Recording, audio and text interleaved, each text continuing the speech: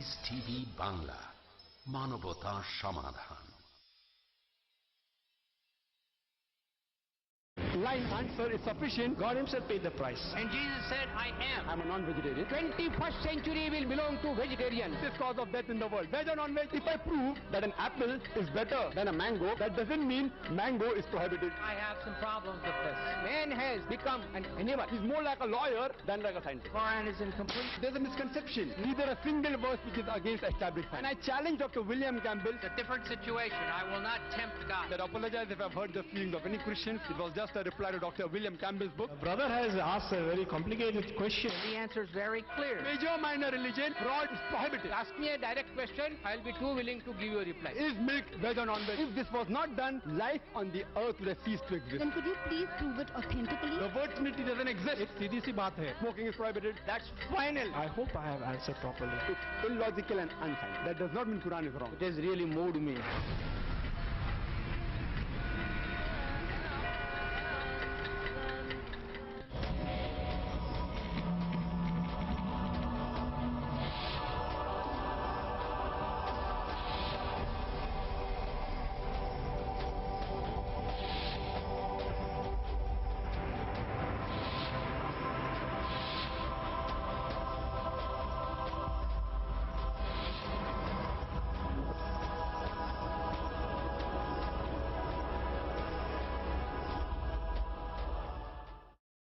এখন আমরা আসছি আজকের সন্ধ্যার দ্বিতীয় পর্যায়ে।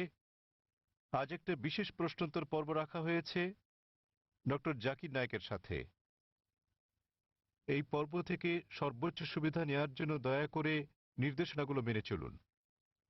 আপনার প্রশ্ন জিজ্ঞেস করুন সংক্ষিপ্তভাবে এবং যথাযথভাবে। একসাথে শুধু একটা প্রশ্নই করা যাবে। দ্বিতীয় প্রশ্নের জন্য আপনাকে আবার ফিরে যেতে হবে দর্শক সারির পেছনে এবং অপেক্ষা করতে হবে প্রশ্নটি করার জন্য। অমুসলিম ভাই বোনদের প্রথমে সুযোগ দেওয়া হবে প্রশ্ন করার জন্য। দর্শকদের জন্য 3টি মাইকের ব্যবস্থা করা হয়েছে। মহিলাদের জায়গায় একটি আর পুরুষদের জায়গায় 2টি। একটা হলো সামনে মঞ্চের কাছে আমার বাঁ পাশে, একটা মাঝখানে, আরেকটা আমার বাঁ পাশে মহিলাদের বসার জায়গায়। দয়া করে মাইকের সামনে লাইনে দাঁড়ান যদি আপনি বক্তাকে কোনো প্রশ্ন করতে চান, আর মাইক অ্যাসিস্ট্যান্ট আপনার হাতে মাইক তুলে দেওয়ার পরই শুধু প্রশ্নটি করুন। আমরা প্রতিটি মাইকে একবারে শুধু একটি প্রশ্ন নেব ঘড়ির কাঁটার আবর্তন অনুসারে। প্রশ্নটি করার আগে দয়া করে আপনার নাম এবং পেশা উল্লেখ করুন। আজকে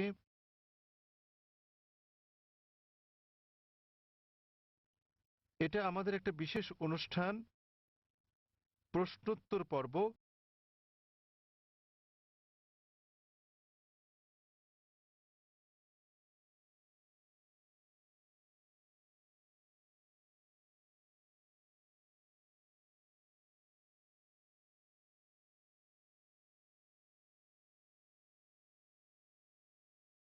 কোনো ধর্ম নিয়ে মুসলিম ভাইদের প্রশ্ন হওয়া উচিত ইসলাম এবং তুলনামূলক ধর্মতত্ত্ব বিষয়ে।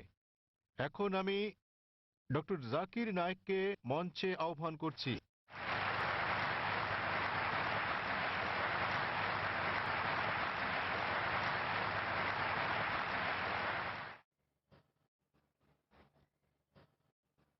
আলহামদুলিল্লাহ ওয়াসসালাতু ওয়াসসালাম আলা রাসূলিল্লাহ ওয়া আলা আলিহি ওয়া সাহবিহি আজমাইন, আম্মা বাদ।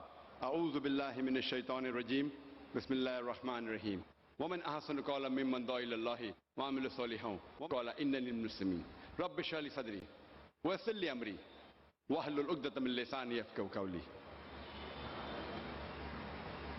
শ্রদ্ধেয় গুরুজনেরা এবং আমার প্রিয় ভাই বোনেরা, আমি আপনাদের স্বাগত জানাই ইসলামিক সম্ভাষণে। আসসালামু আলাইকুম ওয়া রাহমাতুল্লাহি ওয়া বারাকাতুহু। আল্লাহ সুবহানাহু ওয়া তাআলার দয়া, শান্তি ও রহমত আপনাদের সকলের উপর বর্ষিত হোক। আলহামদুলিল্লাহ, এটা আমার জন্য অত্যন্ত সম্মান এবং আনন্দের ব্যাপার যে চেন্নাইতে অনুষ্ঠানরত এই চতুর্থ শান্তি ইসলাম ধর্মীয় সম্মেলনে আসতে পেরে। আলহামদুলিল্লাহ, এটা আমার জন্য আরও সম্মানের দ্বিতীয় শেষ দিনের প্রশ্নোত্তর পর্ব পরিচালনা করতে পেরে। যেমনটা বলেছেন ভাই জাকির আহমেদ যে আমরা অনুরোধ করব যদি কোনো অমুসলিম থেকে থাকেন তাদেরকে আগে প্রশ্ন করার সুযোগ দেওয়া হোক। মানুষ প্রায় অভিযোগ করে থাকেন আমার লেকচারের পরে প্রশ্নোত্তর পর্বের সময় কম থাকে বলে। এ কারণে আয়োজকরা আমরা যেটা করেছিলাম বোম্বেতে এই কয়েক মাস আগে, তারা একটা বিশেষ পর্বের ব্যবস্থা করেছেন শুধুমাত্র প্রশ্নোত্তরের জন্য।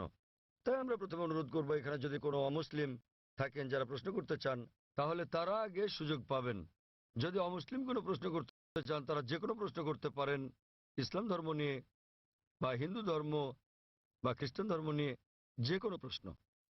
আর যদি ইসলামের কোনো বিষয় সঠিক বলে মনে না হয়, ইসলামের কোনো নিয়মকানুনের সাথে যদি দ্বিমত পোষণ করেন, যদি কোরআনের কোনো বিষয়ের সাথে একমত না হন, সেটাও জিজ্ঞেস করতে পারেন। আমি যুবক মানুষ, আমি নিতে পারবো। অমুসলিমরা তাদের প্রশ্ন শেষ করার পর আমরা মুসলিম ভাইদের প্রশ্ন করতে বলবো, এবং আমি মুসলিম ভাইদের অনুরোধ করব তাদের প্রশ্নগুলো যেন শুধু ইসলাম এবং তুলনামূলক ধর্ম বিষয়ে থাকে। তাই আমি এখন স্বেচ্ছাসেবকদের অনুরোধ করব প্রথমে অমুসলিমদের প্রশ্ন করার সুযোগ করে দিতে। হ্যাঁ ভাই, আপনি বলেন। আমার নাম নবীন, আমি টিসিএস এ কাজ করি। যখনই কোনো মুসলিম ধর্ম উপদেশ দেয় তারা আল্লাহর নাম নিয়ে শুরু করে এবং মোহাম্মদের নামও বলে। তারা কেন যীশু খ্রিস্টের নাম বলে না, যিনি কিনা আল্লাহর একজন নবী ছিলেন? এবং আমার মনে হয় অনেকটা অজ্ঞতাবশতই মুসলিমরা যীশু খ্রিস্টকে নিয়ে কথা বলে। শুধু খ্রিস্ট ধর্ম নিয়ে কথা বলার সময়ই তাহলে মুসলিমরা যখন কথা বলার শুরু করে তারা কেন আল্লাহ এবং মোহাম্মদের নামের পর যীশু খ্রিস্টের নামও বলে না, যেহেতু তিনি নিজেও আল্লাহর একজন নবী ছিলেন? ভাই, খুব ভালো প্রশ্ন করেছেন যে যখন মুসলিমরা আলোচনা শুরু করে ইত্যাদি, তারা প্রথমে আল্লাহ সুবহানাহু ওয়া তাআলার নাম স্মরণ করেন, এরপর আল্লাহর রাসূল মুহাম্মদ সাল্লাল্লাহু আলাইহি সাল্লামের নাম নেন। কেন তারা নাম নেন না যীশু খ্রিস্টের, তার উপর শান্তি বর্ষিত হোক? আপনি মনে করছেন এটা করলে ভালোই হবে। যেহেতু আপনি জানেন যে ইসলামে যীশু খ্রিস্ট, তার উপর শান্তি বর্ষিত হোক, তিনিও আল্লাহ তাআলার একজন রাসূল ছিলেন, তিনিও ইসলামের একজন বার্তাবাহক। আল্লাহ কোরআনে বলেছেন সূরা ফাতির অধ্যায় নম্বর 35 আয়াত নম্বর 24, وَإِن مِّنْ أُمَّةٍ إِلَّا خَلَا فِيهَا نَذِيرٌ। এমন একটিও জাতি বা গোষ্ঠী নেই যাদের প্রতি আমি সতর্ককারী পাঠাইনি। আল্লাহ বলেন সূরা রদ অধ্যায় 13 আয়াত নম্বর 7, وَلِكُلِّ قَوْمٍ هَادٍ। এবং প্রত্যেক জাতির প্রতি আমি একজন সতর্ককারী, একজন পথপ্রদর্শক পাঠিয়েছি। নামানুসারে কোরআনে মাত্র 25 জন নবীর কথা উল্লেখ রয়েছে, কিন্তু আমাদের প্রিয় নবী মুহাম্মদ সাল্লাল্লাহু আলাইহি ওয়াসাল্লাম বলেছেন, সহিহ হাদিসের উল্লেখ আছে, এটা মিশকাত আল মাসাবিতে, যে আমাদের প্রিয় নবী বলেছেন যে 1,24,000 পয়গম্বর পাঠিয়েছেন আল্লাহ সুবহানাহু ওয়া তাআলা এই পৃথিবীর বুকে, কিন্তু কোরআনে কেবল 25 জনের নামই পাওয়া যায়। আদম, ইব্রাহিম, মুসা, যিশু, মুহাম্মদ, তাদের সকলের উপর শান্তি বর্ষিত হোক। তো ভাই, আমি যদি আপনার কথা মেনে নেই যে আমাদের নাম উল্লেখ করা উচিত সকল নবী রাসূলদের, তাহলে 1,24,000 নবী রাসূলগণের নাম নিতে না পারলেও অন্তত কোরআনে বর্ণিত 25 জনের সকলেরই নাম নিতে হবে।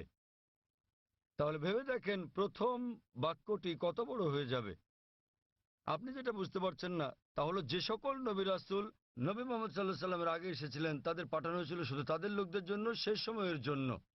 উদাহরণস্বরূপ কোরআনে আছে যীশু খ্রিস্ট, তার উপর শান্তি বর্ষিত হোক, এটার উল্লেখ আছে সূরা সাফ অধ্যায় নম্বর 61 আয়াত নম্বর 6, যে তাকে পাঠানো হয়েছিল বনী ইসরাইলের জন্য একজন দূত হিসেবে।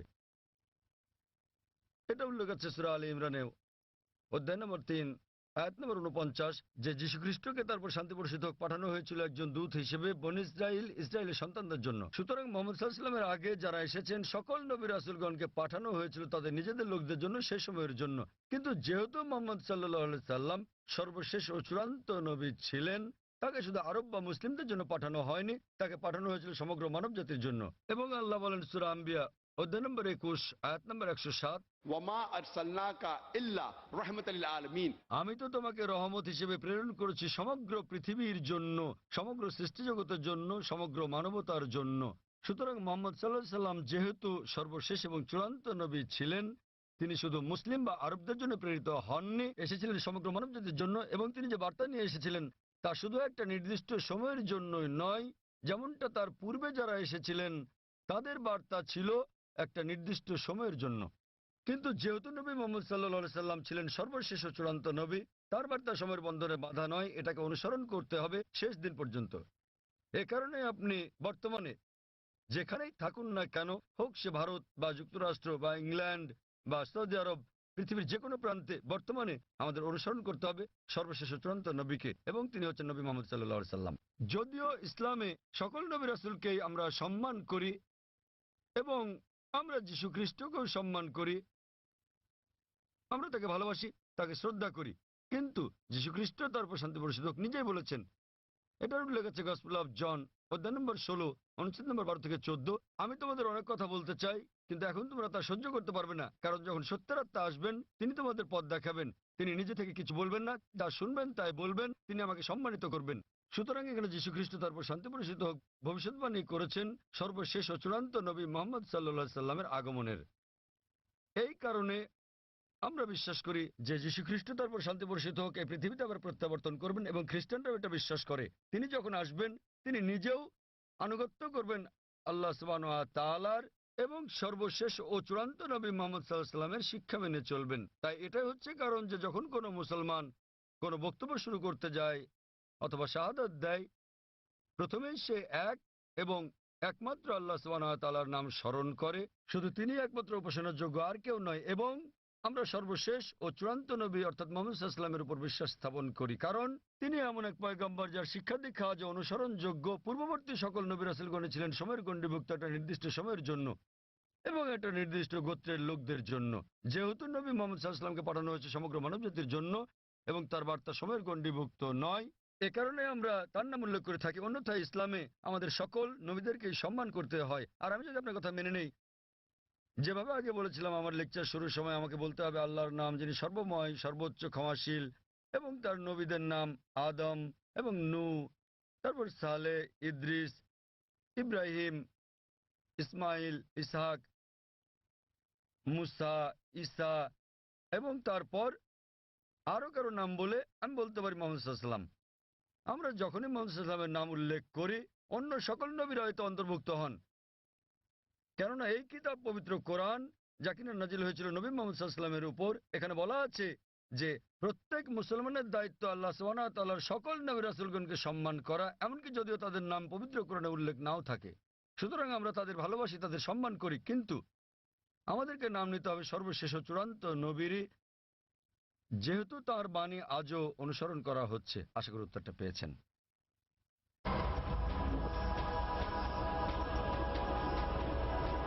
এখানে কি কোনো অমুসলিম ভাই আছেন মাঝখানের মাইকে? তামিল? হ্যাঁ, কেউ কি উনার কথা অনুবাদ করে দিতে পারবেন? তিনি তামিল ভাষায় কিছু বলতে চাচ্ছেন। এখানে কোনো অনুবাদক আছেন? আমরা চাই উনার প্রশ্নটি যথাযথভাবে অনুবাদ করা হোক, তাকে তামিল ভাষাতেই প্রশ্নটি করতে দিন, অনুবাদক সেটাকে বাংলায় করবেন। எனது பெயர் அல்போன்ஸ். நான் கிறிஸ்தவ மதத்தை சார்ந்தவர். சென்னை பெரம்பூரிலிருந்து வருகிறேன். நான் இஸ்லாம் மதத்தினுடைய வீட்டிற்கு சென்று பீஸ் டிவி, தங்களது பீஸ் டிவியில் இஸ்லாம் மதத்தின் அனைத்து விஷயங்களையும் பார்ப்பேன். 7000 ரூபாய் கட்டினால் மட்டுமே பீஸ் டிவி சேனல் தெரியும் என்ற நிலைக்கு உள்ளது. ஆதலின் ஏன் இதை கேபிளில் ஒளிபரப்ப தங்கள் மதத்தை ஒளிபரப்பக்கூடாது என்று நினைக்கின்றேன். তার প্রশ্নটি হলো পিস টিভির সম্প্রচার বিষয়ে।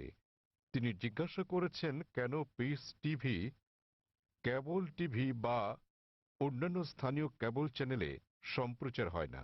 তিনি একজন খ্রিস্টান এবং তাকে একজন বন্ধুর বাসায় গিয়ে এই চ্যানেলটি দেখতে হয়।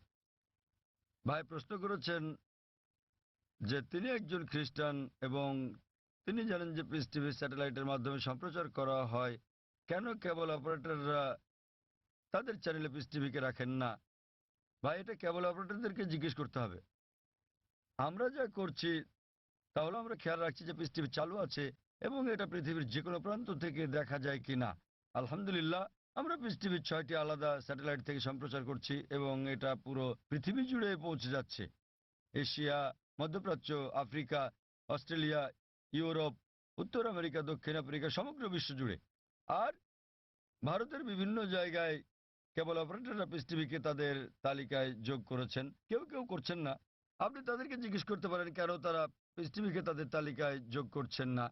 আর দ্বিতীয়ত, কেউ যদি পিস টিভি দেখতে চান পৃথিবীর যে কোনো প্রান্ত থেকে, তিনি একটা ব্যক্তিগত ডিশ লাগিয়ে নিতে পারেন। বড় জোর 6,000 রুপি খরচ হবে। $150 খরচে পৃথিবীর যে কোনো প্রান্ত থেকে ডিশ এবং ডিকোডার বসালে এটা ফ্রি টু এয়ার চ্যানেল, আপনি এটা দেখতে পারবেন। আপনাকে মাসে মাসে টাকা দিতে হবে না। এটা free to air channel, dish এবং ডিকোডারের খরচ পড়বে প্রায় 6,000 রুপি। এটা আপনি বসাতে পারেন আপনার ছাদে বা বারান্দায় এবং ইনশাল্লাহ আপনি সারা জীবন দেখতে পারবেন। আপনাকে কোনো টাকা দিতে হবে না এর জন্য। আর আমাদের দুটো চ্যানেল আছে, একটা পিস টিভি ইংলিশ, আরেকটা হলো পিস টিভি উর্দু। তাই একবার ডিশ বসালে ইনশাল্লাহ আপনি দুটো চ্যানেলই দেখতে পারবেন। এবং আপনি যদি এটা আপনার বিল্ডিংয়ে বসান এবং 50টা বাড়িতে এই ডিশ লাইনটা ভাগ করে নেন, বাড়ি প্রতি হয়তো খরচ পড়বে মাত্র কয়েকশো রুপি। সুতরাং যে কেউ দেখতে চাইলে এইভাবে দেখতে পারেন। আর পিস টিভিকে ইন্টারনেটেও আমরা দিয়ে দিয়েছি। স্বাভাবিকভাবে ইন্টারনেটের গুণগত মান স্যাটেলাইটের তুলনায় অনেক নিম্নমানের হবে। আপনি ইন্টারনেটে www.peacetv.org এই সাইটে দেখতে পারবেন। এমনকি মোবাইলেও সম্প্রতি আমরা পিস টিভি মোবাইলেও চালু করেছি।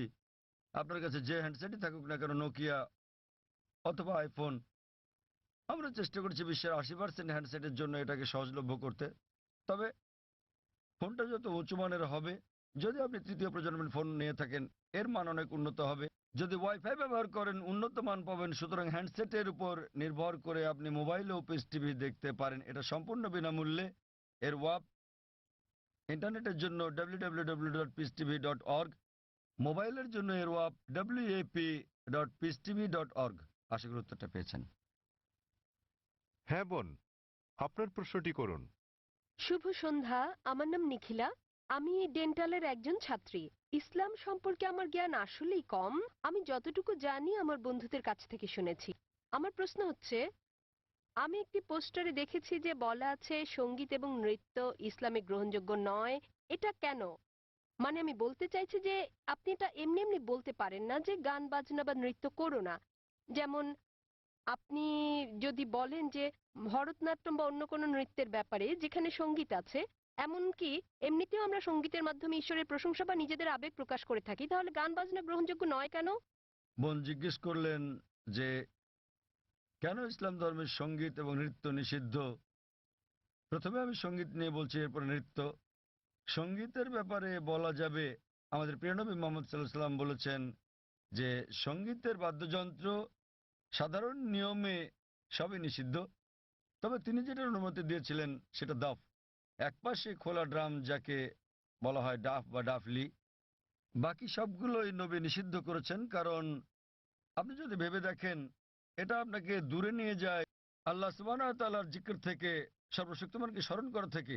এ কারণে যখন আমরা এরকম গান শুনি, যেমন ধরেন সিনেমার গান হোক, সেটা হিন্দি, মালায়ালাম, তামিল বা অন্য কিছু, আপনি দেখবেন যে এই হিন্দি সিনেমার গানগুলোর বেশিরভাগ কথাই একেবারে বাস্তবতা বহির্ভূত। আপনি জানেন যে নায়ক নায়িকাকে বলছে, मैं तुम्हारे लिए चांद तोड़ के लेके आऊंगा, मैं तुम्हारे लिए सितारे तोड़ के लेके आऊंगा। আমি তোমার জন্য চাঁদ নিয়ে আসবো, আমি তোমার জন্য তারা নিয়ে আসবো। আমরা জানি এটা সম্ভব না, কোনো মানুষ তার প্রেমিকার জন্য চাঁদ তারা নিয়ে আসতে পারে না। তবুও আমরা বলে থাকি পরিস্থিতি বা আবেগ ইত্যাদির কারণে। তো এই কারণে সাধারণ অনুশাসন হচ্ছে যে সঙ্গীত একজন মানুষকে আল্লাহ সুবহানাহু ওয়া তাআলার কাছ থেকে দূরে নিয়ে যায়। এ কারণে আমাদের প্রিয় নবী বাদ্যযন্ত্রকে নিষিদ্ধ করেছেন দাফ ছাড়া। অথবা সাধারণভাবে কণ্ঠস্বর, উদাহরণস্বরূপ যদি কেউ কোরআন আবৃত্তি করে তার কণ্ঠ সুন্দর, সেটা ঠিক আছে, কারণ এটা একজন মানুষকে আল্লাহ সুবহানাহু ওয়া তাআলার দিকে নিয়ে আসে। নেপথ্য বাদ্যযন্ত্রের আওয়াজ থাকলে যদি এটা একটা বিশেষ আবেগের সৃষ্টি করে, তাহলে গান গাওয়ার ক্ষেত্রে এটা হচ্ছে মুবাহ, ঐচ্ছিক, যতক্ষণ পর্যন্ত গানের কথাগুলো নিয়ে যাচ্ছে আল্লাহ সুবহানাহু ওয়া তাআলার দিকে। যদি গানের কথাগুলো আপনাকে আল্লাহর কাছ থেকে দূরে সরিয়ে নিয়ে যায়, তাহলে সে ধরনের গানও নিষিদ্ধ। এবার আসি দ্বিতীয় ভাগে, নৃত্য করা কেন নিষিদ্ধ। কোরআনে এমন কোনো আয়াত নেই অথবা আমার জানা মতো কোনো হাদিস নেই যেখানে বলা আছে যে নৃত্য করা হচ্ছে হারাম। কিন্তু সাধারণভাবে যেহেতু মানুষ নাচে অন্য মানুষদের দেখানোর জন্য, আপনারা জানেন যে মঞ্চে নৃত্য পরিবেশন করা হয়, যেমন ভরতনাট্যম।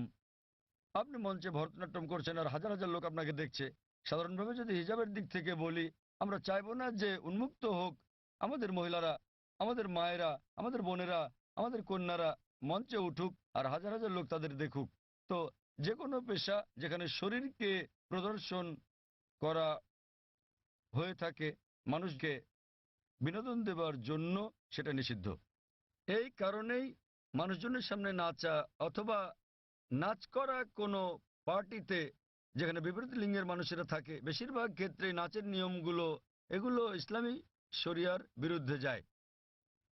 যখন আপনি নাচেন বেশিরভাগই জোড়া বেঁধে, ছেলে এবং মেয়ে, আর তাদের মধ্যে বেশিরভাগই গার্লফ্রেন্ড বয়ফ্রেন্ড, এবং তারা অন্য মানুষদের সামনে নাচে। সুতরাং যেহেতু এটা ইসলামী হিজাবের নিয়মের পরিপন্থী, এ কারণেই বলা হয় এটা নিষিদ্ধ, কারণ এটা হিজাবের নিয়মের বিপরীত। তাই বুঝতে হবে যে যখন নাচ করছেন, আপনি মানুষজনের সামনে নাচ করছেন, পার্টিতে যাচ্ছেন, আবার ঘুরে বেড়াচ্ছেন, আর না হলে শুধু স্বামী স্ত্রী মিলে যেভাবে খুশি সময় কাটাতে পারেন যতক্ষণ এটা শরিয়ার বিরুদ্ধে না যাচ্ছে। বদ্ধ ঘরের ভেতরে স্বামী স্ত্রী মিলে যা খুশি করতে পারেন যদি এটা কোরআন ও হাদিসের নিয়মকানুনের বাইরে না যায়, কোনো সমস্যা নেই।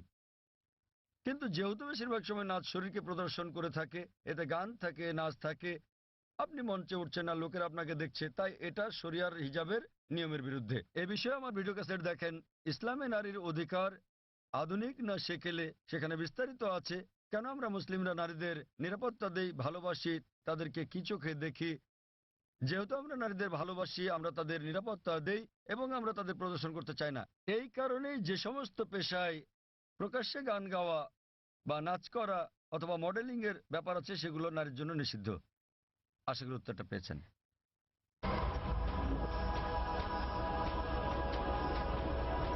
যদি কোনো অমুসলিম থাকেন, জাকির ভাই যেটা বলেছেন, যদি কোনো অমুসলিম কোনো প্রশ্ন করতে চান নির্দ্বিধায় করতে পারেন। আপনার যে কোনো প্রশ্ন ইসলাম নিয়ে অথবা অন্য কোনো ধর্ম নিয়ে, ইসলাম এবং তুলনামূলক ধর্ম নিয়ে যে কোনো প্রশ্ন অথবা ইসলামের কোনো বিষয় যদি আপনার কাছে সঠিক মনে না হয়, এটাই সুযোগ। আপনি যে কোনো প্রশ্ন করতে পারেন। জনমানুষের সামনে এভাবে খোলামেলা প্রশ্ন করার সুযোগ সত্যি দুর্লভ। একজন অমুসলিম ভাই আছেন। আপনি কি অমুসলিম? হ্যাঁ ভাই, আপনার প্রশ্ন করুন। হ্যাঁ। আসসালামু আলাইকুম ভাই জাকির, এবং শুভ সন্ধ্যা আমার ইসলামী ভাইদের এবং অন্য ধর্মের ভাইদেরও। আমার নাম রামজি জয়রামান। আমি আমেরিকার একজন টেকনোলজিস্ট, সেখানে প্রায় ৩৫ বছর ধরে বাস করছি। আর গত ৩ বছর ধরে আমি আধ্যাত্মিকতা চর্চা করছি আমার জীবিতকালেই একটা আত্মিক মুক্তির উদ্দেশ্যে। আমি কোরআন শরীফ পড়েছি। আমার একজন বন্ধু আছে, বলতে পারেন আজীবনের বন্ধু। গত ৪৫ বছর ধরে সে একজন খাঁটি মুসলমান। আমার প্রশ্ন হচ্ছে, প্রথমে আমাকে একটি কথা বলতে দিন, তারপর আমি আমার প্রশ্নটি করব। আমরা যখন কিছু বুঝতে চাই, হোক সেটি ধর্ম নিরপেক্ষ অথবা ধর্মীয়, আমরা বই পড়ে সেটি জানি, কিন্তু যখন আমরা বইটি পড়ি আমরা সেটা বুঝে বুঝেই পড়ি। তাই যদি হয় তাহলে কেন প্রায় ১ ঘন্টা ধরে আপনার ছেলে বক্তৃতা করেছিল কোরআন বুঝে পড়ার বিষয়ে, বিশেষত সৌদি আরবের ভাষা আরবি ভাষার বিষয়ে?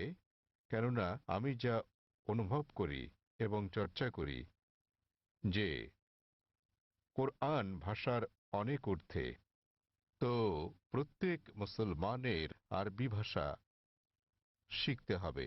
বিষয়টা আমার কাছে কিছুটা জোর জবরদস্তিমূলক মনে হয়েছে। কোরআন কি তাই বলে? ভাই একটা ভালো প্রশ্ন করেছেন। বললেন যে তিনি আধ্যাত্মিকতা শিখতে চান এবং তিনি কোরআন পড়েছেন, কিন্তু তিনি বুঝতে পারেননি যে কেন একটা বক্তৃতা যা ফারিক নায়েক করেছিল আমার ছেলে কোরআন বুঝে পড়ার জন্য আরবি ভাষা শেখার গুরুত্ব নিয়ে, আর এটা কেন আবশ্যিক। আপনি যদি আমার ছেলের পুরো আলোচনাটা শুনে থাকেন, সে কখনো এটা বলেনি যে প্রত্যেক মুসলমানের জন্য আরবি শেখা আবশ্যিক। সে কখনোই বলেনি। আরবি জানাটা বেহেশতে যাওয়ার জন্য পূর্ব শর্ত নয়, কারণ আমি নিজেও আরবি জানি না। আমি নিজেও আরবি একটা ভাষা হিসেবে শিখে নিয়ে এদিক সেদিকে একটু একটু বুঝতে পারি। আমি আরবি ভাষা জানি না, কিন্তু আমার ছেলে জানে, মাশাআল্লাহ, সে আমার চেয়ে ভালো জানে। সে কোরআন সরাসরি অনুবাদ করতে পারে, আমি পারি না। কিন্তু তার আলোচনায় যদি আপনি শুনে থাকেন, সে বলেছিল যে যদি আপনি আরবি না জানেন কমপক্ষে অনুবাদটা পড়েন। তো তার বক্তব্য ছিল কোরআন বুঝে পড়া উচিত, আর প্রশ্ন ছিল আল কোরআন কি বুঝে পড়া উচিত, হ্যাঁ অথবা না, আর উত্তর ছিল হ্যাঁ। সে বলেনি যে একজন মানুষের আরবি জানা আবশ্যক। সে বলেছিল আপনার কমপক্ষে অর্থ বুঝে পড়া উচিত কোরআন। আর কোরআন বুঝে পড়ার সবচেয়ে ভালো উপায় হচ্ছে আরবিকে ভাষা হিসেবে শেখা। আপনি যখনই কোনো বই অনুবাদ করেন, কোনো সাধারণ বই অনুবাদ করতে গেলে অনুবাদটা কখনো 100% সঠিক হবে না। এটা হতে পারে 80%, 90%, 99%। ভাষাটা যত বেশি কঠিন হবে, যত বেশি বিশুদ্ধ হবে, অনুবাদ তত বেশি কঠিন হবে। কোরআন হচ্ছে পৃথিবীর সবচেয়ে অনুবাদ অযোগ্য বই। তাই কোরআনের অনুবাদ কখনোই কোরআনের অনুরূপ হবে না, কারণ আরবি ভাষাটা এতই শক্তিশালী, এতই বিশুদ্ধ। আর এছাড়া এটা সর্বশক্তিমান আল্লাহ সুবহানাহু ওয়া তাআলার বাণী। এই কারণেই সর্বোৎকৃষ্ট উপায় হচ্ছে আরবিকে ভাষা হিসেবে শেখা। দ্বিতীয়ত, আপনি যদি আরবি ভাষা না জানেন, তাহলে সে বলেছিল যে ভাষাটা ভালো জানেন সেই ভাষায় অনুবাদটা পড়েন। আপনি ইংরেজি জানলে ইংরেজিতে পড়ুন, তামিল জানলে তামিলে পড়ুন, হিন্দি জানলে হিন্দিতে, বাংলায় জানলে বাংলায় কোরআনের অনুবাদ পড়ুন। সে যা বলেছিল তার মূল বক্তব্য ছিল কোরআন পড়ুন অর্থ সহকারে। এখন এই প্রশ্নটা একজন সাধারণ মানুষের পক্ষে খুবই স্বাভাবিক। আপনার প্রশ্ন ছিল কেন একজন মানুষ বলবে যে বইটি অর্থ বুঝে পড়ো, অর্থ তো বোঝাই গেছে। যখনই কোনো বই পড়া হয় সেটি তো অর্থ বুঝেই পড়া উচিত। কিন্তু আপনি বুঝতে পারেন যে মুসলিম সম্প্রদায়ের মধ্যে দুঃখজনকভাবে, যেমনটা আমার ছেলে বলেছে, যে শতকরা 80%-এরও বেশি মুসলমান আরব নন এবং তারা আরবি ভাষা জানেন না। এখানে নবীর একটা হাদিস আছে, তিনি বলেছেন যদি তোমরা কোরআন তেলাওয়াত করো তো সব পাবে। সেই কারণে বেশিরভাগ মুসলিম যখন কোরআন পড়ে তারা আরবিতেই পড়ে, কিন্তু তার অর্থটা বোঝে না। তাই এটা পৃথিবীর সবচেয়ে বেশিবার পড়া বই, কিন্তু একই সাথে অর্থ না বুঝে সবচেয়ে বেশিবার পড়া বই ওটি। তো আমার ছেলে বলেছিল আরবি অংশটা পড়ার পরে যা বেশিরভাগ অমুসলিমই বোঝেন না, অন্তত সেই অংশের অনুবাদটা পড়েন সেই ভাষায়, যে ভাষাটা আপনি ভালো বোঝেন। সে জোর দিচ্ছিল যে কোরআন নির্দেশনামূলক গ্রন্থ, এটি সর্বশক্তিমান আল্লাহর গ্রন্থ। সে সকল মুসলমানকে অনুরোধ করেছে যে আরবিটা পড়ার পাশাপাশি অনুবাদটাও পড়েন, যার স্থান দ্বিতীয়, কিন্তু সবচেয়ে ভালো আরবিকে একটি ভাষা হিসেবে শেখা। কেননা আপনি যদি আরবি জানেন এবং শুদ্ধ ভাষা জানেন, যা আমরা আমাদের স্কুলে শেখাই, ইসলামিক ইন্টারন্যাশনাল স্কুল বোম্বে এবং ইসলামিক ইন্টারন্যাশনাল স্কুল চেন্নাইতে, তাহলে সংযোগ সূত্র পেয়ে যাবেন এবং কোরআনের অর্থ বোঝাটা আরো ভালোভাবে হবে। আশা করি উত্তরটা পেয়েছেন। ধন্যবাদ। সেখানে কি কোনো অমুসলিম ভাই আছেন? হ্যাঁ হ্যাঁ ভাই, আপনার প্রশ্নটি করুন। শুভ সন্ধ্যা ডাক্তার সাহেব, আমি রাজা, একজন নির্বাহী অফিসার, চেন্নাই থেকে এসেছি। প্রশ্ন করার আগে আমি একটি উদাহরণ দেব, তারপর আমি আমার প্রশ্নটি করব। বিজ্ঞানীরা অনেক ধরনের জিনিস আবিষ্কার করেছেন মানব জাতির জন্য। উদাহরণস্বরূপ বলা যায় আলেকজান্ডার গ্রাহাম বেল টেলিফোন আবিষ্কার করেছেন, কিন্তু আলেকজান্ডার গ্রাহাম বেলের সময় ফোন ছিল অন্য রকম। কিন্তু এখন আমাদের এই আধুনিক 24 শতকে আমরা ব্যবহার করছি মোবাইল, ইমেইল পাঠাচ্ছি, ইন্টারনেট, ফ্রিল্যান্স, ছবি, সারা বিশ্ব জুড়েই। আমি যা বলতে চাইছি, মানুষ যাই সৃষ্টি করেছে তার কিছু অংশের পরিবর্তন হতে পারে, কিন্তু একটা ব্যাপার আমি বুঝি, তা হলো যদিও আমি একজন আধ্যাত্মিক মানুষ, তো এই সাপ্তাহিক চক্র অর্থাৎ সপ্তাহের 7 দিন, এটা সারা বিশ্বেই একই নিয়মে পালন করা হয়। হোক এটা ভারতে, আফগানিস্তানে, অথবা হতে পারে জার্মানি, ইউরোপ, মধ্যপ্রাচ্য, আফ্রিকা, যেখানেই হোক না কেন, প্রায় 600 কোটি মানুষ এই সাপ্তাহিক চক্রকে অনুসরণ করে, অর্থাৎ 7 দিন, রবিবার থেকে শনিবার। আমার মনে হয় ডাক্তার সাহেব এই 7 দিনের সাপ্তাহিক চক্র কোনো মানুষের দ্বারা তৈরি হয়নি। আমি বুঝতে পেরেছি এই সাপ্তাহিক চক্র তৈরি হয়েছে সর্বশক্তিমান সৃষ্টিকর্তার হাতেই।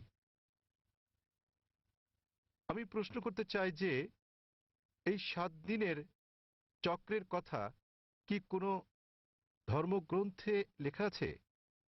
আর সাথে আরেকটি প্রশ্ন, সেটি হলো যে আল কোরআনে কি সৃষ্টির কোনো নিয়মের উল্লেখ আছে কিনা, এইটুকুই। ভাই একটা প্রশ্ন করলেন যে মানুষ যখন কোনো কিছু আবিষ্কার করে, উদাহরণ হিসেবে আলেকজান্ডার গ্রাহাম বেলের টেলিফোন আবিষ্কারের কথা বলেছেন, কিন্তু সময়ের সাথে সাথে এটা বদলাতে থাকে, আর এখন আমরা মোবাইল ফোন ব্যবহার করছি যে অনেকটাই ভিন্ন। এগুলো মানুষের সৃষ্টি। কিন্তু এই সাপ্তাহিক চক্র সারা পৃথিবীতে অনুসরণ করা হয়।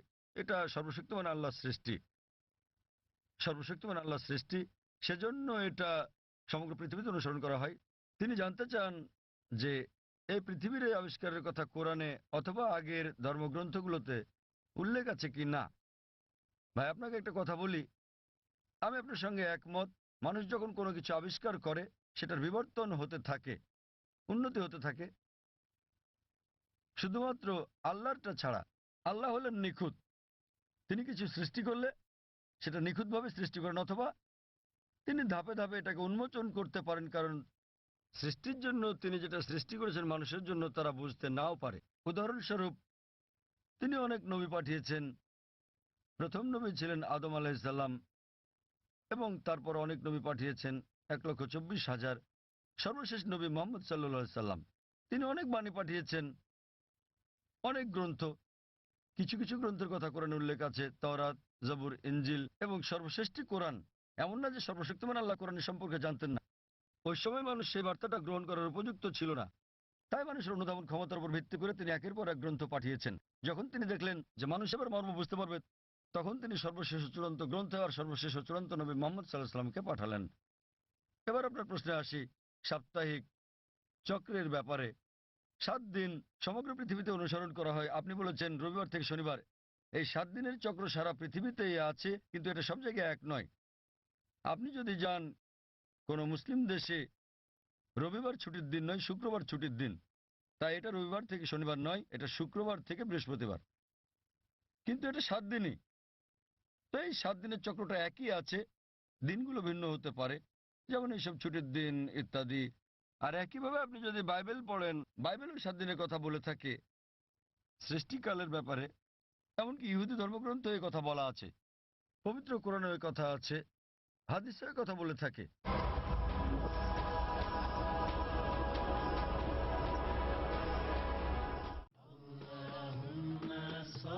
নবীজি মুহাম্মদ সাল্লাল্লাহু আলাইহি ওয়াসাল্লামের মণিমুক্তা। আয়েশা রাদিয়াল্লাহু আনহা থেকে বর্ণিত, রাসূলুল্লাহ সাল্লাল্লাহু আলাইহি ওয়াসাল্লাম বলেন, হে আয়েশা, নিশ্চয়ই আল্লাহ সহনশীল, আর তিনি প্রত্যেক কাজে সহনশীলতা পছন্দ করেন। সহিহ বুখারী 9ম খণ্ড অনুচ্ছেদ 4, হাদিস নম্বর 6927।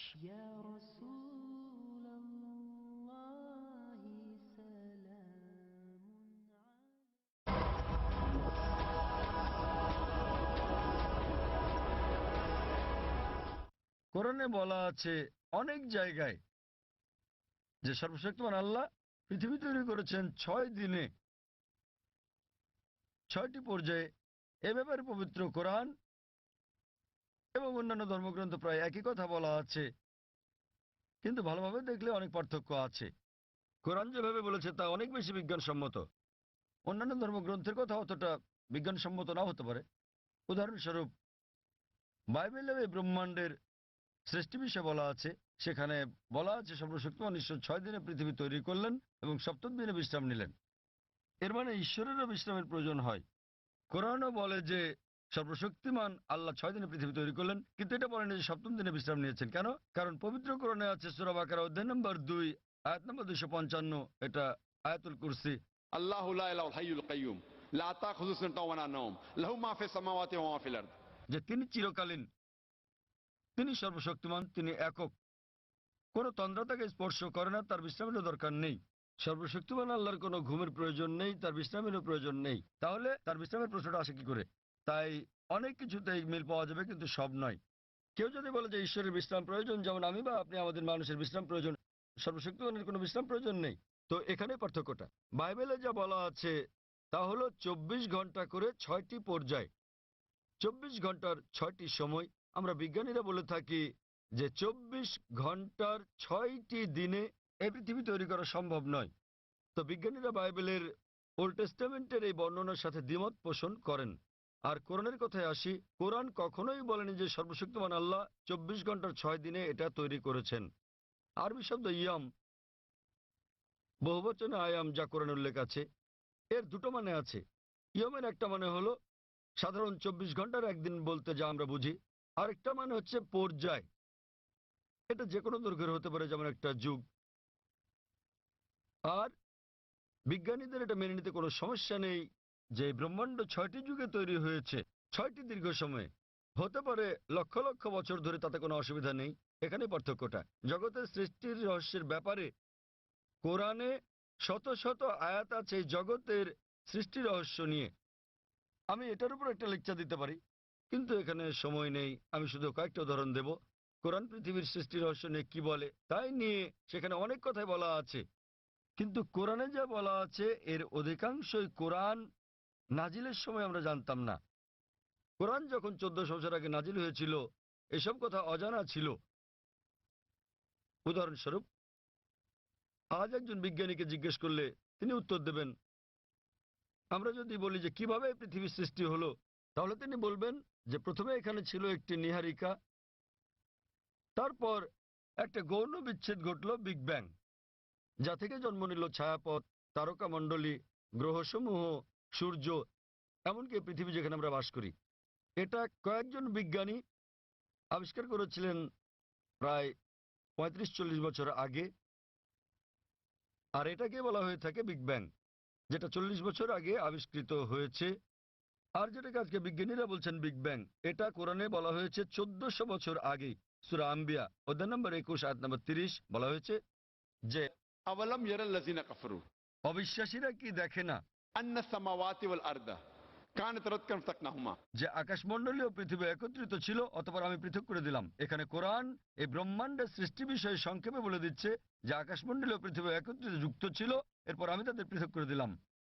আজকের বিজ্ঞানীরা সৃষ্টির রহস্য নিয়ে যা বলছেন তার নাম দিয়েছেন বিগ ব্যাং। এটা কোরআনে 1400 বছর আগে বলা হয়েছে। আমরা আগে মনে করতাম যে এই যে আমরা পৃথিবীতে আছি এটা সমতল। মাত্র কয়েকশো বছর আগে আমরা জানতে পারলাম, যখন স্যার ফ্রান্সিস ড্রেক 1557 সালে পৃথিবীটা নৌপথে ভ্রমণ করলেন, তিনি প্রমাণ করলেন যে পৃথিবী বর্তুলাকার। কোরআন এটা বলেছে 1400 বছর আগে। সূরা নাজিয়াত অধ্যায় নম্বর 79 আয়াত নম্বর 30। ওয়াল আরদা বাদা যালিকা দাহাহা, এবং তারপর আমি পৃথিবীকে তৈরি করলাম ডিম্বাকৃতি। আরবি শব্দ দাহাহা এর একটা মানে হলো প্রসারিত হওয়া, যেভাবে পৃথিবী প্রসারিত হয়েছে। আরেকটা মানে আরবি দুইয়া শব্দ থেকে এসেছে, যার মানে হচ্ছে ডিম। এটা কোনো সাধারণ ডিম নয়, এটা বিশেষভাবে বোঝায় উট পাখির ডিমকে। এবং আমরা জানি পৃথিবী একটা বলের মতো সম্পূর্ণ গোলাকার নয়, এটা দুই প্রান্তে একটু চ্যাপ্টা। এবং আমরা যদি একটা উট পাখির ডিমের আকৃতি চিন্তা করি, সেটাও আসলে বর্তুলাকৃতির। একবার চিন্তা করেন, কোরআন পৃথিবীর বর্তুলাকৃতির কথা বলেছে 1400 বছর আগেই। আগে আমরা মনে করতাম চাঁদের আলো তার নিজস্ব আলো। সম্প্রতি বিজ্ঞান থেকে জানতে পেরেছি 100 বছর বা 200 বছর আগে যে চাঁদের আলো তার নিজের আলো নয়, বরং সেটা প্রতিফলিত আলো। কোরআন এটা বলেছে 1400 বছর আগেই। সূরা ফুরকান অধ্যায় নম্বর 25 আয়াত নম্বর 61 যে সর্বশক্তিমান আল্লাহ আকাশে তৈরি করেছেন নক্ষত্রপুঞ্জ, আর সেখানে জেলে দিয়েছেন একটি প্রদীপ, সূর্য, যা তার নিজের আলোয় জ্বলে, আর চাঁদ জলে প্রতিফলিত বা ধার করা আলোয়। চাঁদের আলোর আরবি শব্দ হচ্ছে মুনির বা নূর, যার মানে হচ্ছে ধার করা বা প্রতিফলিত আলো। কিন্তু সূর্যের আলোর জন্য ব্যবহৃত হচ্ছে ওয়াহাজ, সিরাজ, দিয়া, অর্থাৎ মশাল, গনগনে প্রদীপ, প্রজ্বলিত আলো, যা সূর্যের আলোকেই তার নিজস্ব আলো হিসেবে বোঝাচ্ছে। এখানে অনেক আয়াত আছে কোরআনে যা সৃষ্টিজগৎ বিষয়ে, জ্যোতির্বিদ্যা বিষয়ে বলে। আমি যখন ছিলাম স্কুলে আমি পড়েছিলাম যে সূর্য যদিও ঘোরে এটা তার নিজের অক্ষে আবর্তন করে না, এটা নিশ্চল। কোরআনের সূরা আম্বিয়াতে বলে অধ্যায় নম্বর 21 আয়াত নম্বর 33, হুয়াল্লাযী খালাকাল লাইলা ওয়ান নাহারা আল্লাহ সৃষ্টি করেছেন দিন ও রাত, ওয়াশ-শামস ওয়াল কামার সূর্য এবং চন্দ্র, কুল্লুন ফি ফালাকি ইয়াসবাহুন।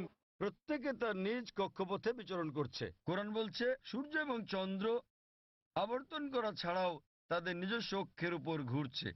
আর আজ বিজ্ঞানের এত উন্নতির পরে আমরা জানি যে আমরা একটা টেবিলের উপর যদি সূর্যের ছায়া দেখি তাহলে আমরা দেখতে পাবো যে সূর্যের গায়ে কালো দাগ রয়েছে, এবং এই কালো দাগগুলো প্রায় 25 দিনে একবার সম্পূর্ণ আবর্তন করে, যা দিয়ে বোঝায় সূর্য প্রায় 25 দিনে একবার আবর্তন করে। আর এভাবেই কোরআন বলে আকাশের কথা যে এটা একটা ছাদের মতো। সূরা আম্বিয়া অধ্যায় নম্বর 21 আয়াত নম্বর 32। কোরআন পদার্থের প্রথম অবস্থার কথা বলে প্লাজমা। কোরআন বলে সূরা জারিয়াতে অধ্যায় নম্বর 51 আয়াত নম্বর 47 যে আমি এই বিশাল আকাশকে নির্মাণ করেছি, এই ক্রমবর্ধনশীল বিশ্ব যা আমরা সম্প্রতি জেনেছি। এভাবেই কোরআনের অনেক জায়গায় সৃষ্টি রহস্যের কথা বলা হয়েছে। কিন্তু লক্ষ্য করার মতো বিষয় হলো অন্যান্য ধর্মগ্রন্থের মতো অন্যান্য ধর্মগ্রন্থ যেমন বেদ, বাইবেল, সেগুলোও বলে থাকে সৃষ্টি রহস্যের বিষয়ে। সৃষ্টির বিষয়ে তাদের অনেক বক্তব্যই বিজ্ঞানের সাথে মিলে যায়, কিন্তু অনেক বক্তব্যই আবার বৈজ্ঞানিক প্রমাণের বিপরীতে অবস্থান করে। কিন্তু কোরআনের ব্যাপারে বলা যায় কোরআনের 6000-এরও বেশি আয়াত আছে যার মধ্যে 1000-এর বেশি বিজ্ঞান নিয়ে কথা বলে, এবং পবিত্র কোরআনে এমন একটা আয়াত নেই যা প্রতিষ্ঠিত বিজ্ঞানের বিরুদ্ধে যায়। কোরআনের সাথে অন্যান্য ধর্মগ্রন্থের পার্থক্য হচ্ছে কোরআনের কোনো আয়াতই বিজ্ঞানের প্রমাণিত সূত্রের বিপক্ষে যায় না। এটা কোনো তত্ত্বের বিপক্ষে যেতে পারে কারণ তত্ত্ব বদলে যায়, কিন্তু একটি আয়াত প্রতিষ্ঠিত বিজ্ঞানের বিপক্ষে যায় না। এই কারণেই কোরআন একটি অনন্য গ্রন্থ, আর বলা যায় এটি সর্বশক্তিমান আল্লাহর একমাত্র আসমানি কিতাব, একমাত্র ধর্মগ্রন্থ যা তার প্রকৃত রূপে এখন পর্যন্ত অবিকৃত আছে। এই কারণেই আপনি যদি সমস্ত ধর্মগ্রন্থগুলোকে বিজ্ঞান দিয়ে পরীক্ষা করেন সবগুলোই ফেল করবে কোরআন ছাড়া। আর কোরআন হলো এই পৃথিবীর বুকে একমাত্র ধর্মগ্রন্থ যা বিজ্ঞানের পরীক্ষায় পাশ করবে। আশা করি উত্তরটা পেয়েছেন। হ্যাঁ, আমাদের বোনদের কাছ থেকে কোনো প্রশ্ন আছে কি? কোনো অমুসলিম বোন আছেন? জি আছে। হ্যাঁ বোন, আপনি আপনার প্রশ্নটি করুন। আবারও শুভ সন্ধ্যা। আমি ব্রাহ্মণ্যবাদের একজন অনুসারী, কিন্তু আমি ইসলামের অনেক কিছুই পছন্দ করি। কিন্তু ইসলামের নিয়ম অনুসরণ করতে হলে আমাকে কি ইসলামে ধর্মান্তরিত হতে হবে, নাকি আমার ব্রাহ্মণ্যবাদের ধর্ম পালন করেই আমি ইসলামের বিভিন্ন নিয়ম অনুসরণ করতে পারবো? স্যার, আমি আপনার অনেক বক্তৃতাই দেখেছি, যেমন ইসলাম ও হিন্দু ধর্মের মধ্যে সাদৃশ্য এবং আরো অনেকগুলো। আপনার বক্তৃতা আমি খুবই পছন্দ করি। বোন খুব সুন্দর একটা প্রশ্ন করলেন। তিনি বললেন যে তিনি ব্রাহ্মণিজমের একজন একনিষ্ঠ অনুসারী, কিন্তু তিনি ইসলামের বিভিন্ন বিষয় পছন্দ করেন। তার প্রশ্ন হচ্ছে যে তিনি কি ইসলামের এই সব বিষয় অনুসরণ করতে পারেন এবং একই সাথে তারা ব্রাহ্মণিজমও চর্চা করতে পারেন। তিনি আমার অনেক লেকচার দেখেছেন এবং অনেকটা পছন্দ করেন। বোন, প্রথমে আপনাকে বলি যে ইসলাম বা মুসলমান হওয়া কোনো উপাধি নয়। ইসলাম আবিধানিকভাবে বোঝায় শান্তি, যা পাওয়া যায় নিজেকে আল্লাহর কাছে সমর্পণ করে। তাই যে কোনো মানুষ যদি সে তার ইচ্ছা অনিচ্ছাকে আল্লাহর কাছে সমর্পণ করে তাহলে সে একজন মুসলিম। শুধুমাত্র মোহাম্মদ, জাকির, আবদুল্লাহ, সুলতান, শাকির নাম হলে মুসলমান হওয়া যায় না, বা ফাতিমা, আয়েশা, এইসব নামগুলো আপনাকে মুসলিম বানাবে না। মুসলমান মানে যে তার ইচ্ছা অনিচ্ছাকে আল্লাহর কাছে সমর্পণ করে। তো প্রথমেই খুঁজে বের করতে হবে আপনাকে মহান আল্লাহর আদেশ কি। বোন বলেছেন যে তিনি ব্রাহ্মণিজমের একজন একনিষ্ঠ অনুসারী এবং তিনি ইসলামেরও বিভিন্ন বিষয় পছন্দ করেন। আর তিনি আমার অনেক টেপ, অনেক বক্তৃতা দেখেছেন যার মধ্যে ইসলাম ও হিন্দুইজমের সাদৃশ্য আছে। যদি এটা দেখে থাকেন তাহলে উত্তর দেওয়াটা আমার জন্য সহজ হবে, আপনার পক্ষে বোঝাটাও সুবিধা হবে। আপনি যদি দেখে থাকেন আমার হিন্দুইজম ইসলামের সাদৃশ্য নিয়ে বক্তৃতা, যেটা আমি বোধহয় প্রথম শান্তি সম্মেলন চেন্নাই দিয়েছিলাম, ইসলাম ও হিন্দু ধর্মের মধ্যে সাদৃশ্য। বোন, আপনি যদি ভেবে দেখেন, এমনকি যদি হিন্দু ধর্মের বইগুলোও পড়ে থাকেন, হিন্দু ধর্মগ্রন্থগুলো বলে যে নিজের ইচ্ছাকে ঈশ্বরের কাছে সমর্পণ করবেন, কিন্তু আমি যেটা বললাম যে সময়ের সাথে সাথে পূর্বের সকল ধর্মগ্রন্থ আগের মতো অবিকৃত অবস্থায় নেই, সেগুলো বিকৃতি এসেছে, জালিয়াতি হয়েছে, দুর্নীতি ঘটেছে। বেশিরভাগ পণ্ডিতগণই এই ধর্মগুলোর বিষয়ে, হোক সেটা হিন্দুইজম অথবা হোক খ্রিস্টানিজম অথবা ইহুদি ধর্ম, তারা একমত যে তাদের ধর্মগ্রন্থগুলো অবিকৃত রূপে সংরক্ষিত নেই। আর আপনি যদি আমার বক্তৃতা শুনে থাকেন, আমি শুরুতে যা বলেছিলাম, মহাভারত একটা গল্প যা অর্জুনের পিতামহ কর্তৃক বর্ণিত, এতে আছে ৮,০০০ শ্লোক। এরপর সময়ের সাথে সাথে পরিবর্তিত হতে হতে এতে চলে এলো ২৪,০০০ শ্লোক। এখন এর মধ্যে আছে ১ লক্ষের বেশি শ্লোক। এটি কার কথা? মহাভারতের পণ্ডিতগণের। তো সময়ের সাথে সাথে সেগুলোতে হস্তক্ষেপ হয়েছে, তথ্য বিকৃতি ঘটেছে, কিন্তু তা সত্ত্বেও এরকম পরিবর্তনের পরও সবগুলো ধর্মগ্রন্থেই সর্বশক্তিমান ঈশ্বরের বাণী অবশিষ্ট রয়েছে। এবং আপনি যদি আমার বক্তৃতা শুনে থাকেন, সকল ধর্মের মূল কথা হচ্ছে সর্বশক্তিমান ঈশ্বর একজনই, তার কোনো মূর্তি নেই, তার কোনো ছবি নেই। সবগুলো ধর্মই বলে থাকে ঈশ্বর একজনই। আপনি হয়তো শুনেছেন আমার লেকচারে আমি বলেছিলাম বিভিন্ন জায়গায়, যেমন ছান্দোক্য উপনিষদে অধ্যায় নম্বর ৬ অনুচ্ছেদ নম্বর ২ শ্লোক ১, एकम विद्वितीयम। মহান ঈশ্বর এক, অদ্বিতীয়। এবং শ্বেতাশ্বতর উপনিষদ অধ্যায় নম্বর ৪ শ্লোক নম্বর ১৯ এবং যজুর্বেদ অধ্যায় ৩২ শ্লোক ৩-এ বলা আছে, न तस्य प्रतिमा अस्ति। মহান ঈশ্বরের কোনো প্রতিমা নেই, তার কোনো ছবি নেই। প্রতিমা মানে হচ্ছে মূর্তি, ফটোগ্রাফ, রেখাচিত্র, ছবি, ভাস্কর্য, মূর্তি, পুতুল। তাই ঈশ্বরের কোনো প্রতিমূর্তি নেই, কোনো ফটোগ্রাফ নেই, কোনো রেখাচিত্র নেই, কোনো ছবি নেই, কোনো ভাস্কর্য নেই, কোনো মূর্তি নেই, কোনো পুতুল নেই। তাই সকল ধর্মগ্রন্থই জোর দেয় সর্বশক্তিমান ঈশ্বরের একত্বের উপর। আর হিন্দু ধর্মের ব্রহ্মসূত্রটি হচ্ছে एकम ब्रह्म द्योतय नास्ते नैना नास्ते किंचन।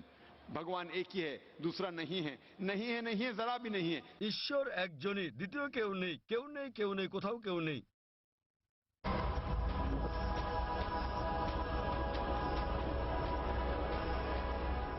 এবার আসি মূল প্রশ্নে, যা হলো একজন কট্টর ব্রাহ্মণ হয়েও আপনি ইসলামের শিক্ষা অনুসরণ করতে পারবেন কিনা।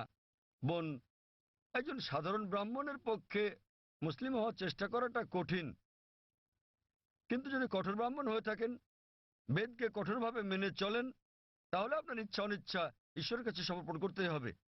আপনি যদি সাধারণ ব্রাহ্মণ হয়ে থাকেন যে কিছু নিয়ম মানেন আবার কিছু মানেন না, তাহলে আপনার পক্ষে ঈশ্বরের কাছে নিজের ইচ্ছাকে সমর্পণ করা কঠিন হবে। কিন্তু যদি কঠোর ব্রাহ্মণ হয়ে থাকেন, বেদকে কঠোরভাবে মেনে চলেন, তাহলে আগে আমি যা বলেছি আপনাকে মানতেই হবে। 3টি পংক্তি আমি বলেছি যে আপনাকে এক ঈশ্বরে বিশ্বাস করতে হবে, আপনি মূর্তি পূজা করতে পারবেন না। আপনাকে বিশ্বাস করতে হবে যে ঈশ্বর এক, তার কোনো প্রতিচ্ছবি নেই, কোনো ফটোগ্রাফ নেই, কোনো মূর্তি নেই। এবং যদি আপনার ধর্মগ্রন্থগুলো পড়ে থাকেন, সেগুলোতে সর্বশেষ এবং চূড়ান্ত নবী মোহাম্মদ সাল্লাল্লাহু সাল্লামের আগমনের কথা উল্লেখ করা হয়েছে। আর আপনি যদি আমার বক্তৃতা ইসলাম ও হিন্দু ধর্মের মধ্যে সাদৃশ্য আর হিন্দু ধর্মে মোহাম্মদ সাল্লাল্লাহু সাল্লাম এই দুটো দেখে থাকেন, আমি বিস্তারিত আলোচনা করেছি যে নবী মোহাম্মদ সাল্লাল্লাহু সাল্লামের কথা আপনাদের ধর্মগ্রন্থে আছে। তাই যদি আপনি খারাপ ব্রাহ্মণ হয়ে থাকেন, তাহলে আপনার এটা বিশ্বাস না করার কোনো সুযোগ নেই যে ঈশ্বর এক, তার কোনো চিত্র নেই, কোনো মূর্তি নেই। এবং আপনাকে এটা বিশ্বাস করতে হবে যে মহান ঈশ্বরের সর্বশেষ দূত, সর্বশেষ বার্তাবাহক, কল্কি অবতার হচ্ছেন নবী মোহাম্মদ সাল্লাল্লাহু সাল্লাম। কিন্তু যখন আপনার ধর্মগ্রন্থ বলে যে আপনাকে কল্কি অবতার চূড়ান্ত দূতকে অনুসরণ করতে হবে, তো যখন আপনি এই দূত নবী মোহাম্মদ সাল্লাল্লাহু আলাইহি ওয়াসাল্লামের বাণীগুলো পড়বেন, তখন আপনি দেখবেন যে এই কথাগুলো আপনার ধর্মগ্রন্থগুলোতে যা লেখা আছে তার সাথে মিলে যাচ্ছে। আবার একই সাথে দেখবেন এটা আপনার ধর্মগ্রন্থের অনেক কথার বিরুদ্ধে যাচ্ছে। তো এখন আমরা মনে করি যে কোরআন সর্বশক্তিমান আল্লাহর শেষ ও চূড়ান্ত নির্দেশনা, যা নাজিল করা হয়েছিল সর্বশেষ ও চূড়ান্ত নবী মোহাম্মদ সাল্লাল্লাহু আলাইহি সাল্লামের উপরে। এই কোরআন হলো ফোরকান, এটা হলো ন্যায় এবং অন্যায়ের পার্থক্যকারী। তাই কোরআনের সাথে যা যা মিলে যায়, সেটা যদি বাইবেলে উল্লেখ থাকে অথবা থাকে বেদে অথবা মহাভারতে অথবা রামায়ণে, নিশ্চিতভাবে আপনি ধরে নিতে পারেন যে তা হয়েছে সর্বশক্তিমান ঈশ্বরের ইচ্ছা ও আদেশ অনুসারেই। যদি সেটা বিরুদ্ধে যায়, আপনাকে মানতে হবে যে এটা হচ্ছে সর্বশক্তিমান ঈশ্বরের ইচ্ছা ও আদেশের বিপরীত। তাই আপনি যদি একনিষ্ঠ ব্রাহ্মণ হন, ব্রাহ্মণিজম চর্চা করে থাকেন, আপনাকে এক ঈশ্বরে বিশ্বাস করতে হবে, মূর্তি পূজার বিরোধিতা করতে হবে। আর আপনি যদি আমার সেই বক্তৃতা ইসলাম ও হিন্দু ধর্মের সাদৃশ্য শুনে থাকেন, সেখানে যা বলা হয়েছে আপনি যদি কমপক্ষে ইনশাআল্লাহ এগুলো আপনাকে জান্নাতে নেওয়ার জন্য যথেষ্ট হবে ইনশাআল্লাহ। তাই আপনি যদি আমার বক্তৃতা ইসলাম ও হিন্দু ধর্মের মধ্যে সাদৃশ্য শুনে থাকেন, সর্বশক্তিমান ঈশ্বরের একত্ববাদ সম্বন্ধে, নবী মোহাম্মদ সাল্লাল্লাহু সাল্লাম সম্বন্ধে, কিভাবে সালাত আদায় করা যায়, মদ খাওয়া যাবে না, শুকরের মাংস খাওয়া যাবে না, যা কোরআনের সাথে সাথে আপনাদের ধর্মগ্রন্থ বলা আছে, আপনাদের বেদে শালীনতার বিষয়ে বলা আছে যে মহিলাদের নিজেদের আবৃত রাখা উচিত, যা কোরআনেও বলা আছে। তাই আমার সেই বক্তৃতায় যা যা আমি বলেছি, আরো অনেক বিষয় আছে, কিন্তু আপনি যদি শুধু এই বিষয়গুলো ভালোভাবে অনুসরণ করেন বোন, ইনশাল্লাহ ইনশাল্লাহ এগুলো আপনাকে এই পরীক্ষায় পাশ করিয়ে দেওয়ার জন্য যথেষ্ট। আপনি চাইলে আরো অনেক কিছু অনুসরণ করতে পারেন, কিন্তু কমপক্ষে এই বিষয়গুলো, এই প্রধান বিষয়গুলো যা আমি উল্লেখ করেছি, কিন্তু আপনার ধর্মগ্রন্থে যা বিতর্কিত আপনার তা অনুসরণ করা উচিত নয়, কারণ আপনাদের পণ্ডিতগণই বলেন যে এটা সময়ের আবর্তনে পরিবর্তিত হয়ে গেছে। আমাদের বুঝতে হবে যে এই বিষয়গুলো হচ্ছে তথ্য বিকৃতি, হস্তক্ষেপিত, সত্যের অতিরঞ্জন। তাই মিলগুলো শুধু অনুসরণ করেন, ইনশাল্লাহ ইনশাল্লাহ আপনি একজন ভালো ব্রাহ্মণ হতে পারবেন। আপনি নিজ ধর্মগ্রন্থের অনুশাসন মেনে চলেন, জাফর খান এবং কোরআনের সাথে মিলে যায়, এবং ইনশাল্লাহ একজন নিয়মনিষ্ঠ মুসলমানও হতে পারেন। তো আশা করি ইনশাল্লাহ যে সর্বশক্তিমান আল্লাহ আপনাকে হৃদায়ত দান করুন। বোন বোন আপনি কি বিশ্বাস করেন ইসলাম ও হিন্দু ধর্মের সাদৃশ্য নিয়ে আমি আলোচনায় যে কথাগুলো বলেছিলাম? হ্যাঁ স্যার, পুরোপুরি। বোন আমার লেকচারের কথাগুলোর সঙ্গে আপনি একমত? জি স্যার। আপনি কি নিয়মগুলো মানতে রাজি আছেন? হ্যাঁ হ্যাঁ, রাজি আছি। তাহলে আপনি যেহেতু এগুলো মানতে রাজি আছেন, আমি যা বলেছি, সুতরাং আপনি প্রকৃতই নিজের ইচ্ছা অনিচ্ছাকে আল্লাহর কাছে সমর্পণ করলেন। আরবিতে আপনি বলতে পারেন মুসলমান, বাংলায় বলতে পারেন আল্লাহর কাছে নিজের ইচ্ছাকে সমর্পণকারী। তো যদি একমত হন যে ধর্মগ্রন্থগুলোতে বলা আছে এক ঈশ্বরের উপাসনা করতে হবে, তিনি ছাড়া আর উপাস্য নেই, মূর্তি পূজা করা অন্যায়, আপনি যদি সর্বশেষ ও চূড়ান্ত নবী কলকি অবতার মুহাম্মদ সাল্লাল্লাহু আলাইহি সাল্লাম এবং তার শিক্ষার উপর বিশ্বাস রাখেন, তাহলে আমার মতে আমি যদি আরবিতে বলি, আমাকে বলতে হবে যে আপনি ইসলাম ধর্ম পালন করছেন এবং আপনি একজন মুসলিম। বোন আপনি কি একমত আছেন? জি স্যার, একমত। তাহলে আপনি কি জনসমক্ষে বলতে পারবেন যে আরবি নিয়মে আপনি একজন মুসলিম? বোন আপনি কি আরবি নিয়মে ঘোষণা দিতে পারবেন এটা? যেহেতু আপনি মেনে নিয়েছেন একজন ঈশ্বর এবং নবী মোহাম্মদ সাল্লাল্লাহু আলাইহি সাল্লাম সর্বশেষ ও চূড়ান্ত নবী, তো আপনি কি ঘোষণা দিতে পারবেন যে আপনি একজন মুসলিম? আমি বলছি না যে আমি একজন মুসলিম, যদিও আপনি যা বলেছেন আমি তার সাথে একমত। এখন আপনি যদি মেনে নেন যে ঈশ্বর একজন এবং তার হ্যাঁ। কোনো মূর্তি বা ছবি নেই এবং একমাত্র তারই উপাসনা করতে হবে, আর আপনি যদি মেনে নেন যে নবী মোহাম্মদ সাল্লাল্লাহু আলাইহি সাল্লাম আল্লাহ প্রেরিত দূত, এই দুটোই যথেষ্ট আপনাকে ইসলাম ধর্মের জগতে নিয়ে আসার জন্য। আপনি পাশ করেছেন। অন্যান্য বিষয়গুলো পরে আসবে। তো আপনি যদি মানেন ঈশ্বর এক, তার কোনো প্রতিচ্ছবি নেই, আপনি যদি মূর্তি পূজা করতে অস্বীকার করেন এবং আপনি মানেন যে নবী মোহাম্মদ সাল্লাল্লাহু আলাইহি সাল্লাম শেষ ও চূড়ান্ত নবী, তাহলে আপনি এই জগতে প্রবেশ করতে পারবেন ইনশাআল্লাহ, অথবা সঠিকভাবে বলতে গেলে এই জীবন দর্শনে। এবং ইনশাআল্লাহ এভাবে চর্চা চালিয়ে গেলে আপনি কি এই জীবনধারায় আসতে চান বোন? ঈশ্বর চাইলে। হ্যাঁ, এই তো ইনশাআল্লাহ, মাশাআল্লাহ। তো বোন আমি আবারও আপনাকে জিজ্ঞেস করতে চাই আনুষ্ঠানিকভাবে, বোন আপনি কি বিশ্বাস করেন যে এক ঈশ্বর? হ্যাঁ করি। বিশ্বাস করেন যে সর্বশক্তিমান ঈশ্বর ছাড়া আর কারো উপাসনা করা উচিত নয়? হ্যাঁ হ্যাঁ। আপনি কি একমত যে মূর্তি পূজা ঠিক নয়? পুরোপুরি না হলেও কিছুটা একমত। না, দেখলেন তো, পুরোপুরি না কিছুটা, এটাই বলতে পারছেন না। আপনি এটা বলতে পারেন না যে কেকটা খেতে চাই পেতে চাই, মূর্তি পূজা করা সঠিক নয়, নতুবা সঠিক। এর মানে ঈশ্বরের কাছে প্রার্থনার জন্য আপনার মূর্তি পূজার সাহায্য নিতে হবে না, কোনো মূর্তি পূজা করতে হবে না। আপনি কি মানেন যে ঈশ্বরের কোনো প্রতিরূপ নেই? হ্যাঁ। আচ্ছা, আপনি মানেন, এর মানে আপনি বলছেন ঈশ্বরের কোনো প্রতিমূর্তি নেই? হ্যাঁ। ঠিক আছে। আপনি কি মানেন যে নবী মোহাম্মদ সাল্লাল্লাহু আলাইহি সাল্লাম সর্বশেষ চূড়ান্ত নবী? আমি আসলে এইটুকু পর্যন্ত ভালো করে জানি না, কিন্তু অন্যগুলো আপনি যা বলেছেন আমি মানছি, কিন্তু আমি আসলেই সর্বশেষ বিষয়গুলো জানি না। আপনি কি মানেন যে তিনি আল্লাহ প্রেরিত দূত? হ্যাঁ মানি। আপনি মানেন তিনি আল্লাহর দূত? হ্যাঁ। চমৎকার, চর্চাটাই আসল। একজন নির্ভেজাল মুসলিম হওয়া সহজ কথা নয়, আমরাও চেষ্টা করছি। তো বোন আমি যদি বলি আপনি কি আমার সাথে কালিমায়ে শাহাদা পাঠ করবেন? আপনি কি শাহাদাত পাঠ করবেন, যা আসলে আরবিতে একটা ঘোষণা, ওই একই কথা যা আমি বলেছি যে আল্লাহ ছাড়া কোনো প্রভু নেই আর নবী মুহাম্মদ সাল্লাল্লাহু আলাইহি সাল্লাম তার দূত, আরবিতে এটা বলতে চান? হ্যাঁ স্যার, বেশ, অবশ্যই। আমি আরবিতে বলবো, আপনি আমার সাথে সাথে বলবেন, আর পরে এটার অনুবাদও বলবো। ঠিক আছে। আশহাদু أشهد আল্লাহ الله ইলাহা إله ইল্লাল্লাহ إلا الله ওয়া আশহাদু وأشهد আন্না أن মুহাম্মাদান محمدا আবদুহু عبده ওয়া রাসূলুহু। ورسوله। আমি সাক্ষ্য দিচ্ছি আমি সাক্ষ্য দিচ্ছি যে যে কোনো উপাস্য নেই কোনো উপাস্য নেই আল্লাহ ছাড়া, আল্লাহ ছাড়া, আর আমি সাক্ষ্য দিচ্ছি আর আমি সাক্ষ্য দিচ্ছি যে নবী মোহাম্মদ সাল্লাল্লাহু আলাইহি যে সাল্লাম নবী মোহাম্মদ সাল্লাল্লাহু আলাইহি হলেন সাল্লাম হলেন আল্লাহর আল্লাহর বান্দা এবং রাসূল। বান্দা এবং রাসূল। মাশাআল্লাহ বোন, ধন্যবাদ। এখন আপনি একজন মুসলিম এবং আমি প্রার্থনা করছি যেন আল্লাহ সুবহানাহু ওয়া তাআলা আপনাকে পথ প্রদর্শন করেন।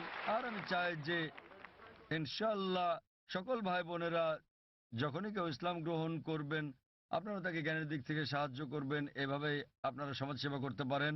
বোন, আপনার কাছে একটা অনুরোধ আমার যে ইনশাআল্লাহ আপনি কোরআন অনুবাদ সহ পড়বেন, এমনকি যদি আগেও পড়ে থাকেন তবুও, এবং নির্দেশনাগুলো মেনে চলবেন, এবং ইনশাআল্লাহ আপনি তখন আল্লাহর কাছে নিজের ইচ্ছা সমর্পণকারী একজন নিষ্ঠাবান মানুষ হতে পারবেন। আর আমাদের জন্য দোয়া করবেন বোন।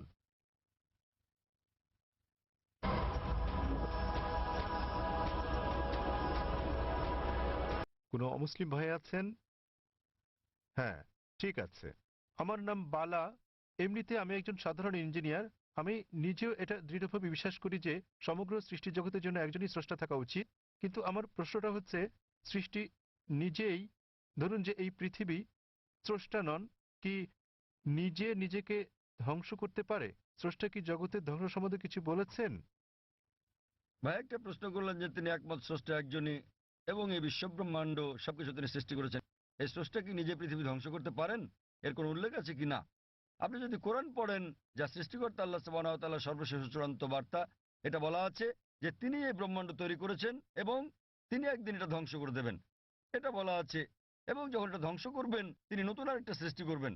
সুতরাং এই জগৎ একটা নির্দিষ্ট সময়ের জন্যই, কিন্তু সর্বশক্তিমান আল্লাহ এই জগৎ ধ্বংস করে দেবেন, যাকে আমরা কিয়ামত বলি, পৃথিবীর অন্তিম পরিণতি। এবং আজকাল বিজ্ঞানীরা বলছেন যে ব্রহ্মাণ্ড একসময় ধ্বংস হয়ে যাবে। অনেক ধরনের তত্ত্ব বিজ্ঞানীরা দিয়ে থাকেন, যেমন ব্ল্যাক হোল বা এই ধরনের বিষয়, কিন্তু অনেকগুলো তত্ত্ব আবার কোরআনের বক্তব্যের সাথে মিলে যায়। যেমন ধরেন, কোরআন বলে যে সূর্য এবং চন্দ্র একসাথে মিলে যাবে, কোরআন বলে যে সমুদ্র ফুলে উঠবে, কোরআন বলে যে নক্ষত্রগুলো ঝরে পড়বে, কোরআন বলে যে সমগ্র সৃষ্টি জগৎ ধ্বংসের মুখে এসে দাঁড়াবে। এবং এই বিষয়ে যা বলা আছে তার অনেকগুলো বিজ্ঞানীদের দেওয়া তত্ত্বের সাথে মিলে যায়। তত্ত্ব কেন? কারণ এগুলো হচ্ছে অনুমান। যেহেতু কোরআন হলো সর্বশেষ এবং চূড়ান্ত কিতাব, আমরা বলছি যে যেভাবে আমাদের সৃষ্টিকর্তা কোরআনে বলেছেন সেভাবে এটা ঘটবে। এই বিশ্ব ব্রহ্মাণ্ড সেভাবেই ধ্বংস হবে। এটা ধ্বংস হওয়ার পর সবকিছু পুনরুত্থিত হবে, আল্লাহ একটা নতুন জগৎ তৈরি করবেন। এবং এটা নির্ভর করবে আমরা পরীক্ষায় কেমন করি তার উপর।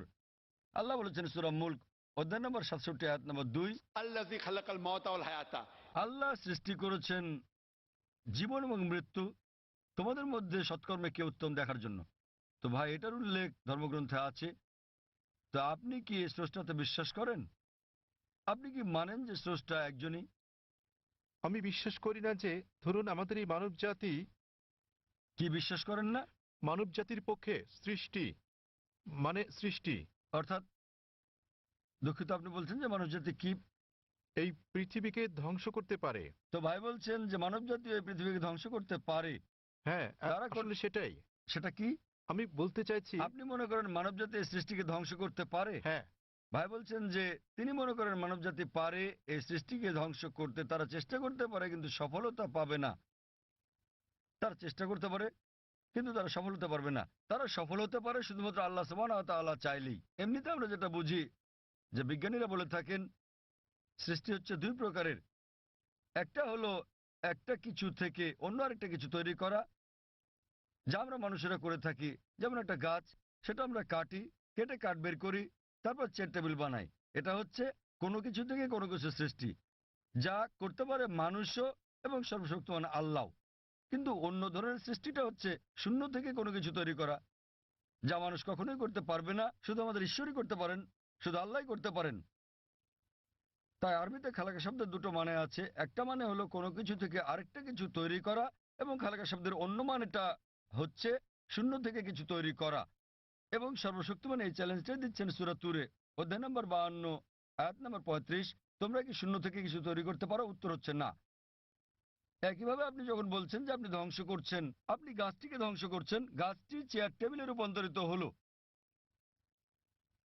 তো আপনি এটাকে নিশ্চিহ্ন করতে পারছেন না। শক্তি তার রূপ পরিবর্তন করে, বিজ্ঞানীরা তাই বলেন। তাই মানুষ এই ধরনের সৃষ্টি শুধু ঘটাতে পারে আমরা ইট বানাতে পারি, বাড়ি বানাতে পারি, আবার সেটা ধ্বংস করতে পারি, কিন্তু অন্য কিছু তো রূপ নেবে। শুধু আল্লাহ সুবহানাহু ওয়া তাআলাই শূন্য অবস্থা থেকে অন্য কিছু তৈরি করতে পারেন এবং তিনি সম্পূর্ণভাবে নিশ্চিহ্ন করতে পারেন, যে আমরা পারি না। আপনি চেষ্টা করতে পারেন, বলতে পারেন পারমাণবিক অস্ত্র দিয়ে ধ্বংস করতে পারি, আপনি সম্পূর্ণ ধ্বংস করতে পারবেন না, এটা একেবারে অসম্ভব। এটা শুধুমাত্র আমাদের স্রষ্টা সর্বশক্তিমান আল্লাহ করতে পারেন, আমরা পারি না।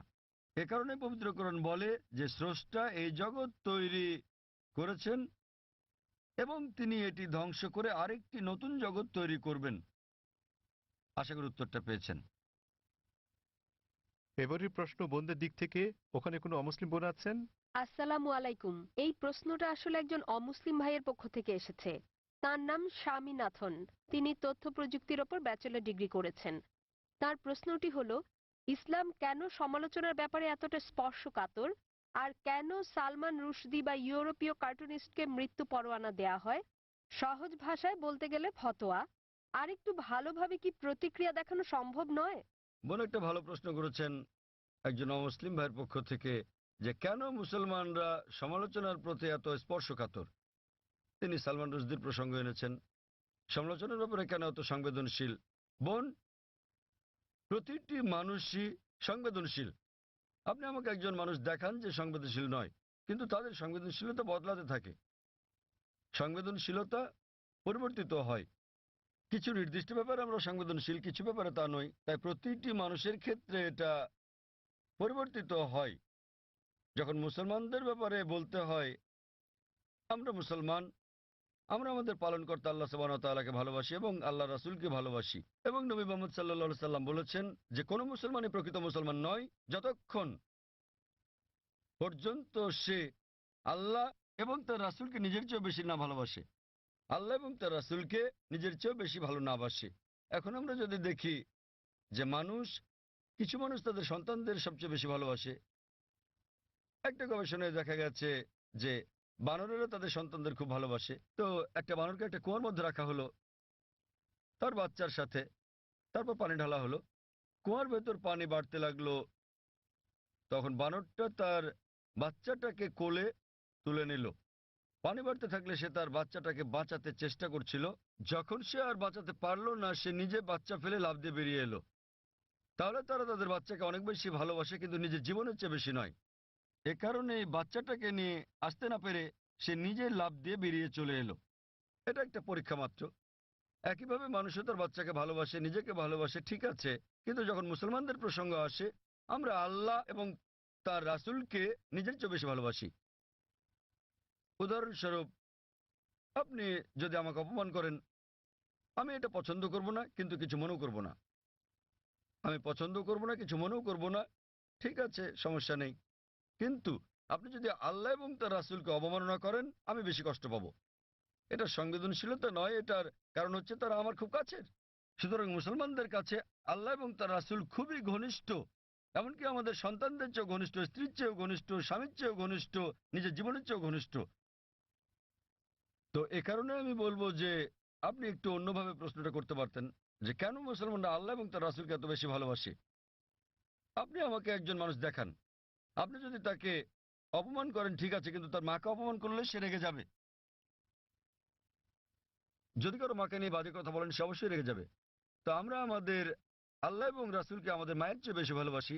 এই ব্যাপারগুলোর উপর ভিত্তি করে মুসলমানেরা বোঝাতে চান যে যখন সালমান রুশদি ব্র্যাকেটে একজন তথাকথিত মুসলিম পরিবারে জন্ম, যখন তিনি বই লেখেন, মিথ্যে সমালোচনা করেন শুধু কিছু, বুঝতে পারছেন, কিছু টাকার জন্য, সে কারণে তখন মুসলমানরা তার তীব্র প্রতিবাদ করে।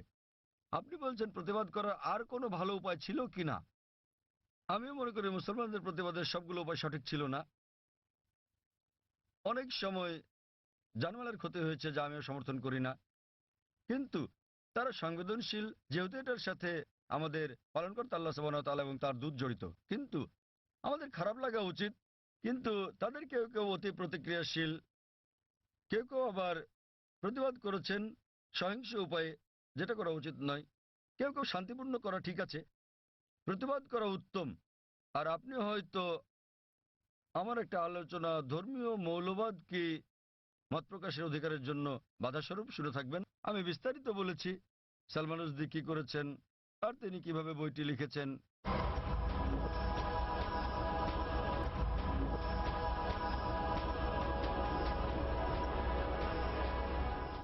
এবং সর্বপ্রথম দেশ স্যাটানিক ভার্সেস যে নিষিদ্ধ করেছিল, কোন দেশ?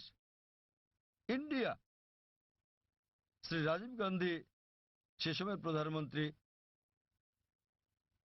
তিনি তখন সেই বইটি স্যাটানিক ভার্সেস নিষিদ্ধ করেছিলেন ভারতে, যা বইটি নিষিদ্ধকারী প্রথম দেশ। এবং আমি এটাকে স্বাগত জানাই, কিন্তু নিজের অজ্ঞতাবশত তিনি জানতেন না যে সেই একই বই স্যাটানিক ভার্সেসে নবী মোহাম্মদ সাল্লাল্লাহু সাল্লাম এবং আল্লাহ তাআলা সম্পর্কে বাজে মন্তব্য করা ছাড়াও তিনি বাজে মন্তব্য করেছিলেন সীতা এবং শ্রীরাম সম্পর্কেও, শ্রীরামকে নিয়েও, যা মানুষজন বইটি পড়লে হয়তো নাও বুঝতে পারে। আর ভেবে দেখেন, আমি ইংরেজ সরকারের কাছে প্রশ্নটা করছি, কয়েক বছর আগে একজন আমেরিকান লেখক ছিলেন, সাহিত্যিক, যিনি মার্গারেট থ্যাচারের নীতি নিয়ে 4 অক্ষরের একটা শব্দ ব্যবহার করেন। মার্গারেট থ্যাচারের নীতি 4 অক্ষরের শব্দ, ফাদার আঙ্কেল কাজিন কিং। এবং তারা তাকে ব্রিটেনে আসতে নিষিদ্ধ করলো। কেন? তিনি 4 অক্ষরের শব্দটা ব্যবহার করেছিলেন বলে। এই সালমান রুশদি তিনিও এই একই শব্দ ব্যবহার করেন এবং এটাতে আইএনজি যোগ করেন, অনেকবার করেছেন ইংরেজ নীতি সম্বন্ধে আর মার্গারেট থ্যাচারকে নিয়ে। এবং তিনি তাকে সম্বোধন করেন, জানেন কিনা, ম্যাগি বা দুশ্চরিত্রা। আচ্ছা বেশ, আপনি বলতে পারেন যে ইংরেজরা উদারমনা না, তারা কিছু মনে করবে না, কিন্তু আপনি যদি দেখা করেন মার্গারেট থ্যাচারের ছেলের সাথে আর তাকে বলেন যে সালমান রুশদি আপনাকে দুশ্চরিত্রার ছেলে বলেছে, তিনি কি করবেন? আঘাত করবেন। তো সংবেদনশীলতা কি এটার উপর ভিত্তি করে? সবাই আসলে সংবেদনশীল। আবার মনে করেন এই একই ইংরেজ সরকার, যা কিনা একজন আমেরিকান লেখককে নিষিদ্ধ করেছিল 4 অক্ষরের শব্দের জন্য, সালমান রুশদিকে তারা মেনে নেয়। কেন? কি কারণে? কারণ তিনি নবী মোহাম্মদ সাল্লাল্লাহু আলাইহি ওয়াসাল্লামের অবমাননা করেছেন। তাই যেহেতু নবী মোহাম্মদ সাল্লাল্লাহু আলাইহি ওয়াসাল্লামকে অবমাননা করেছেন, তারা মার্গারেট থ্যাচারকে বলা সে 4 অক্ষরের শব্দটা হজম করে নিয়েছে, কেননা তিনি ইসলামের নবীর অবমাননা করেছেন। তো এভাবেই নীতিগুলো বদলাতে থাকে।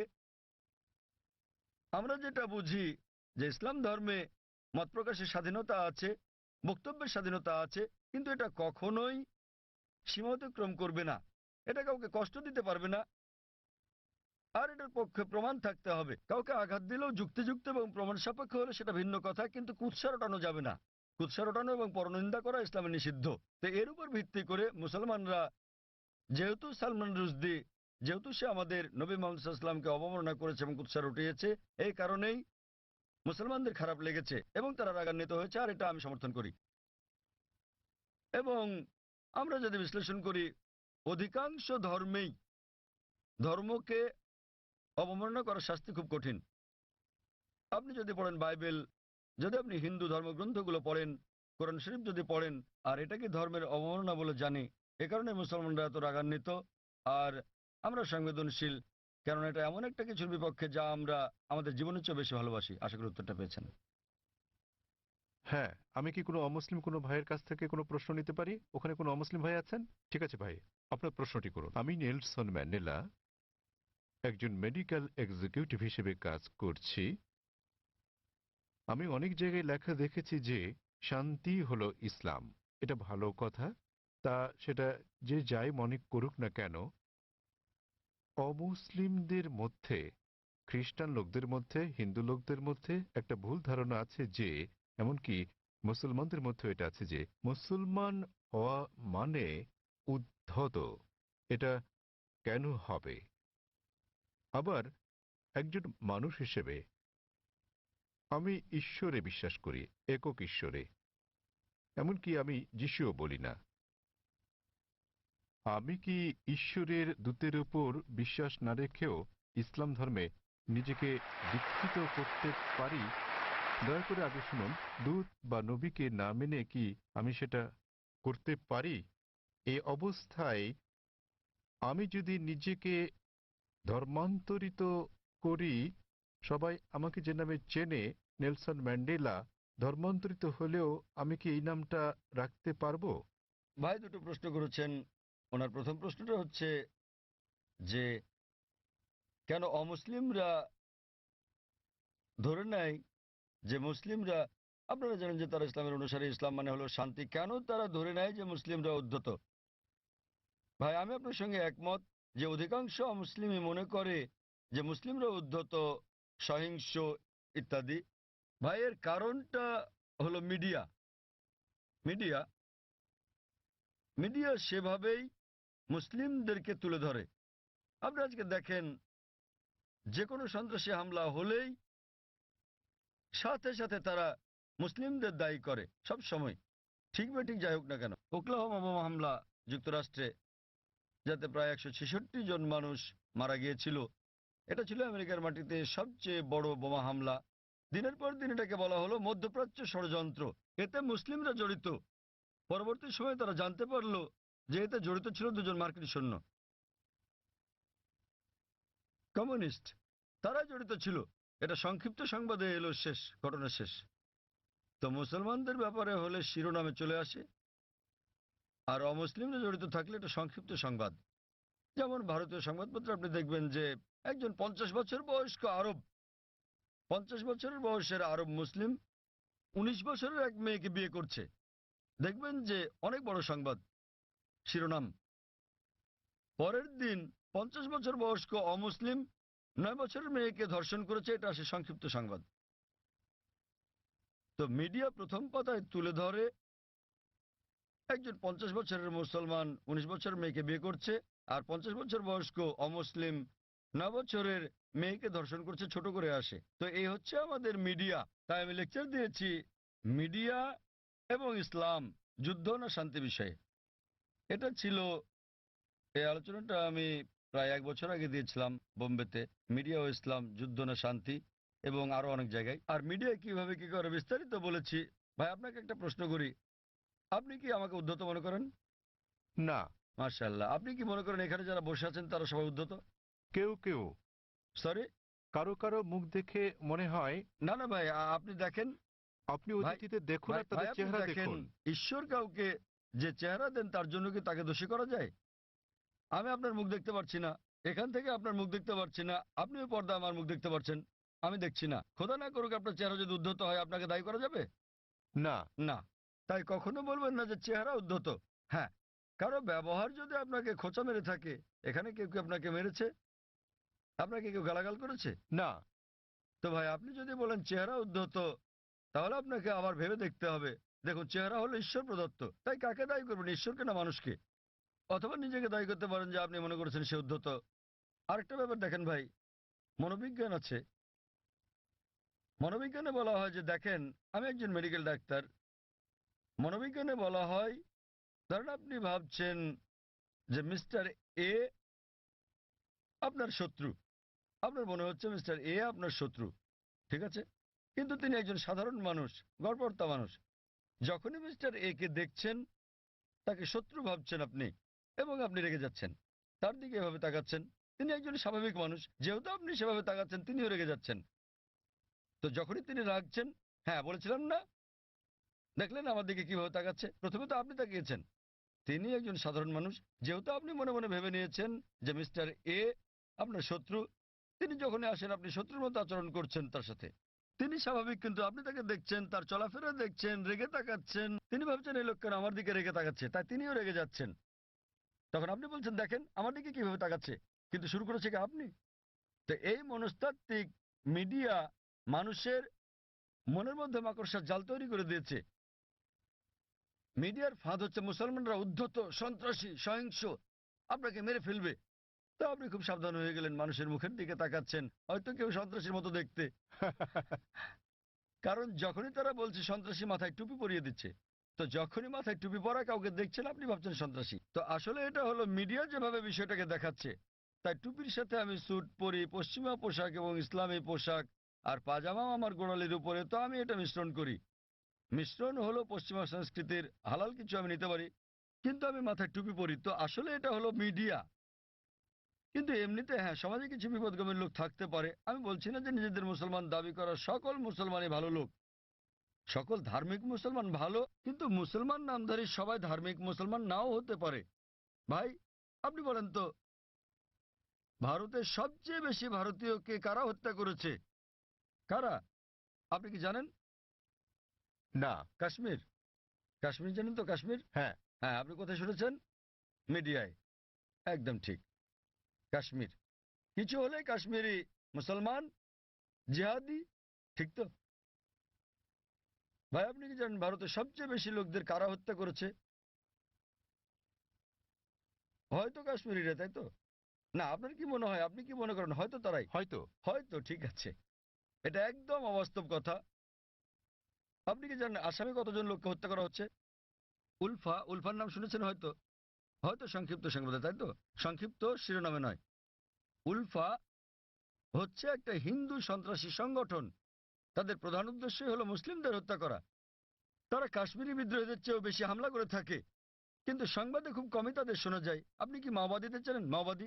মাওবাদীরা তারা ভারতের ৬৬টি জেলার মধ্যে থেকে পুলিশের ভাষ্যমতে ১৫০টিরও বেশি জেলা দখল করে আছে। তাদের কাছে ভারতীয় সেনাবাহিনীর চেয়ে আধুনিক অস্ত্র আর গোলাবারুদ বেশি আছে। তাদের কাছে রকেট লঞ্চারও আছে। আপনি কি জানেন আধা কিলোমিটার দূর থেকেও তারা পুলিশ ফাঁড়ি ধ্বংস করে দেয়? এগুলো সংবাদে ছোট করে আসে। হ্যাঁ স্যার। তারা ভারতের জন্য কাশ্মীরিদের চেয়েও বড় বিপদ। কাশ্মীরিরা শুধু কাশ্মীরেই গোলাগুলি করে। সেটা ঠিক না বেঠিক পরে আলোচনা করব। তাদের এই যুদ্ধ ন্যায় কি অন্যায় পরে আলোচনা করতে পারবো, ঠিক না বেঠিক। কিন্তু তারা স্থানীয় আর মাওবাদীরা পুরো দেশ কব্জা করছে, এবং সরকার মাওবাদীদের চেয়ে কাশ্মীরিদের নিয়ন্ত্রণ করতে বেশি টাকা খরচ করছে। আমাদের বুঝতে হবে যে এই হচ্ছে মিডিয়া। এটা মূলত মিডিয়াই। সব সমাজে খারাপ জিনিস আছে, মিডিয়া সমাজে দুষ্ট লোকদের খুঁজে বের করে এবং তুলে ধরে এভাবে যে মুসলিম মাত্র এরকম। আমি নিশ্চিত কিছু কিছু লোক মুসলমান হওয়া সত্ত্বেও অপরাধী, যারা হয়তো নিষ্পাপ লোকদের হত্যা করে থাকে। তারা কোরআনের বিরোধী। কিন্তু আরো বেশি অমুসলিম রয়েছে যারা আরো বড় অপরাধী, যারা আরো বেশি ভারতীয়কে হত্যা করছে, কিন্তু মিডিয়া তাদের তুলে ধরছে না। তো আপনার প্রথম প্রশ্নের উত্তরে বলা যায় যে এর জন্য মিডিয়ায় দায়ী। আর তা না হলে আপনি এখানে দাঁড়িয়ে থাকতেন না, ঠিক তো? চিন্তা করেন, আপনি হাজার হাজার লোকের সামনে দাঁড়িয়ে আমাকে প্রশ্ন করছেন। আমি এটা হ্যাঁ, ভাবিনি। সেটাই প্রশ্ন করা। যদি আপনি নিশ্চিত হতেন তাহলে আমাকে প্রশ্ন করতেন না, তাই তো? তো এটাই হচ্ছে প্রমাণ যে যদিও আপনি মিডিয়ার কথা শোনেন কিন্তু তাদেরকে পুরোপুরি বিশ্বাস করেন না। তাই আমরা আপনার মতো লোকদের সম্মান করি। নেলসন ম্যান্ডেলা, আর এটা আমাকে দক্ষিণ আফ্রিকার সেই মহান নেতার কথা মনে করিয়ে দেয়, নেলসন ম্যান্ডেলা। এবার আপনার দ্বিতীয় প্রশ্নে আসি। আপনি বলেছেন যে আপনি একজন খ্রিস্টান এবং যীশু খ্রিস্টের উপর বিশ্বাস স্থাপন করেন। আপনি জানতে চেয়েছেন আমি কি ইসলাম গ্রহণ করতে পারি, মুসলমান হতে পারি? রাসূলকে বিশ্বাস না করে আপনি বোঝাতে চেয়েছেন নবী মোহাম্মদকে বিশ্বাস না করার কথা, ঠিক? হ্যাঁ। দূত বলতে তো যীশু খ্রিস্টকেও একজন দূত বলা যায়। লাইসেন্স, পাসপোর্ট, সরকারি সম্পত্তি সব আপনার এই এই নেলসন নামেই করা ম্যান্ডেলার আছে। নামটা পরিবর্তন করতে হবে কিনা? ভাই একটা ভালো প্রশ্ন করেছেন যে খ্রিস্টান পরিবারের জন্মের কারণে তিনি আগের নবীদের সম্বন্ধে জানেন, তিনি যীশু খ্রিস্টের সম্পর্কেও জানেন, ইসলাম ধর্ম সম্পর্কে পড়েছেন, তিনি ইসলামের দর্শনে একমত, ইসলাম গ্রহণও করতে চান, কিন্তু নবী মোহাম্মদ সাল্লাল্লাহু আলাইহি ওয়াসাল্লাম সম্পর্কে তেমন কিছু জানেন না, ঠিক আছে? হ্যাঁ। এই কারণে তিনি নবী মোহাম্মদ সাল্লাল্লাহু আলাইহি ওয়াসাল্লামের উপর বিশ্বাস না এনে ইসলাম গ্রহণ করতে পারবেন কিনা, এই তার প্রশ্ন। আর তাকে তো নাম পাল্টাতে হবে কিনা? প্রথম প্রশ্নের ব্যাপারে বলা যায় যে আপনি একজন মুসলিম হতে পারবেন না যতক্ষণ পর্যন্ত সকল নবীর উপর বিশ্বাস আনবেন না। আমাদের সেই সকল নবীগণের উপরও বিশ্বাস আনতে হবে যাদের নাম কোরআনে আছে। তিনি যদি আল্লাহর একজন দূত হয়ে থাকেন তাদের আমাদের ভালোবাসতে হবে, সম্মান করতে হবে। আর আপনার জানার জন্য বলছি, ইসলাম হলো একমাত্র খ্রিস্টান ধর্ম বিশ্বাস যা বিশ্বাসের একটি ধারা হিসেবে যীশু খ্রিস্টকে বিশ্বাসের কথা বলেছে। কোন মুসলিমই মুসলিম নয় সে যদি যীশু খ্রিস্টের উপর বিশ্বাস স্থাপন না করে। আমরা বিশ্বাস করি যে তিনি আল্লাহ সুবহানাহু ওয়া তাআলা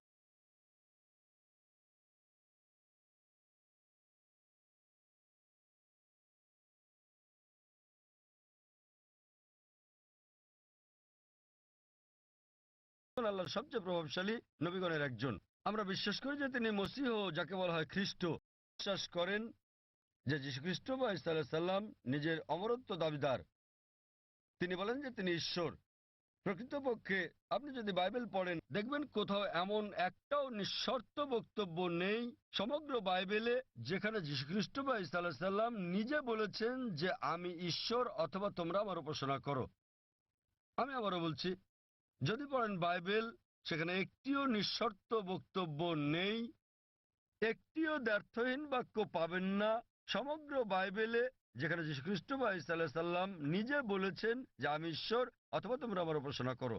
এমনকি বাইবেলে দেখবেন যীশুখ্রিস্ট বা ঈসা আলাইহিস সালাম নিজে বলেছেন, এর উল্লেখ আছে গসপেল অফ জন অধ্যায় নম্বর 14 অনুচ্ছেদ নম্বর 28। যীশুখ্রিস্ট নিজে বলেছেন আমার পিতা আমার চেয়ে মহান। গসপেল অফ জন অধ্যায় নম্বর 10 অনুচ্ছেদ নম্বর 29, আমার পিতা সবার চেয়ে মহান। গসপেল অফ ম্যাথিউ অধ্যায় নম্বর 12 অনুচ্ছেদ নম্বর 28, আমি ঈশ্বরের শক্তি দিয়ে শয়তানকে পরাভূত করি। গসপেল অফ লুক অধ্যায় নম্বর 11 অনুচ্ছেদ নম্বর 20, আমি ঈশ্বরের আঙ্গুলের ইশারায় শয়তানকে পরাভূত করি। গসপেল অফ জন অধ্যায় নম্বর 5 অনুচ্ছেদ নম্বর 30, আমি নিজের থেকে কিছুই করতে পারি না, আমি যেমন শুনি তেমন বিচার করি আর আমার বিচার ন্যায্য, কারণ আমি নিজের ইচ্ছায় চলি না, আমার পিতার ইচ্ছায় চলি। যে বলবে আমি সর্বশক্তিমান আল্লাহর ইচ্ছার অনুসারে নিজের ইচ্ছার নই সে একজন মুসলিম।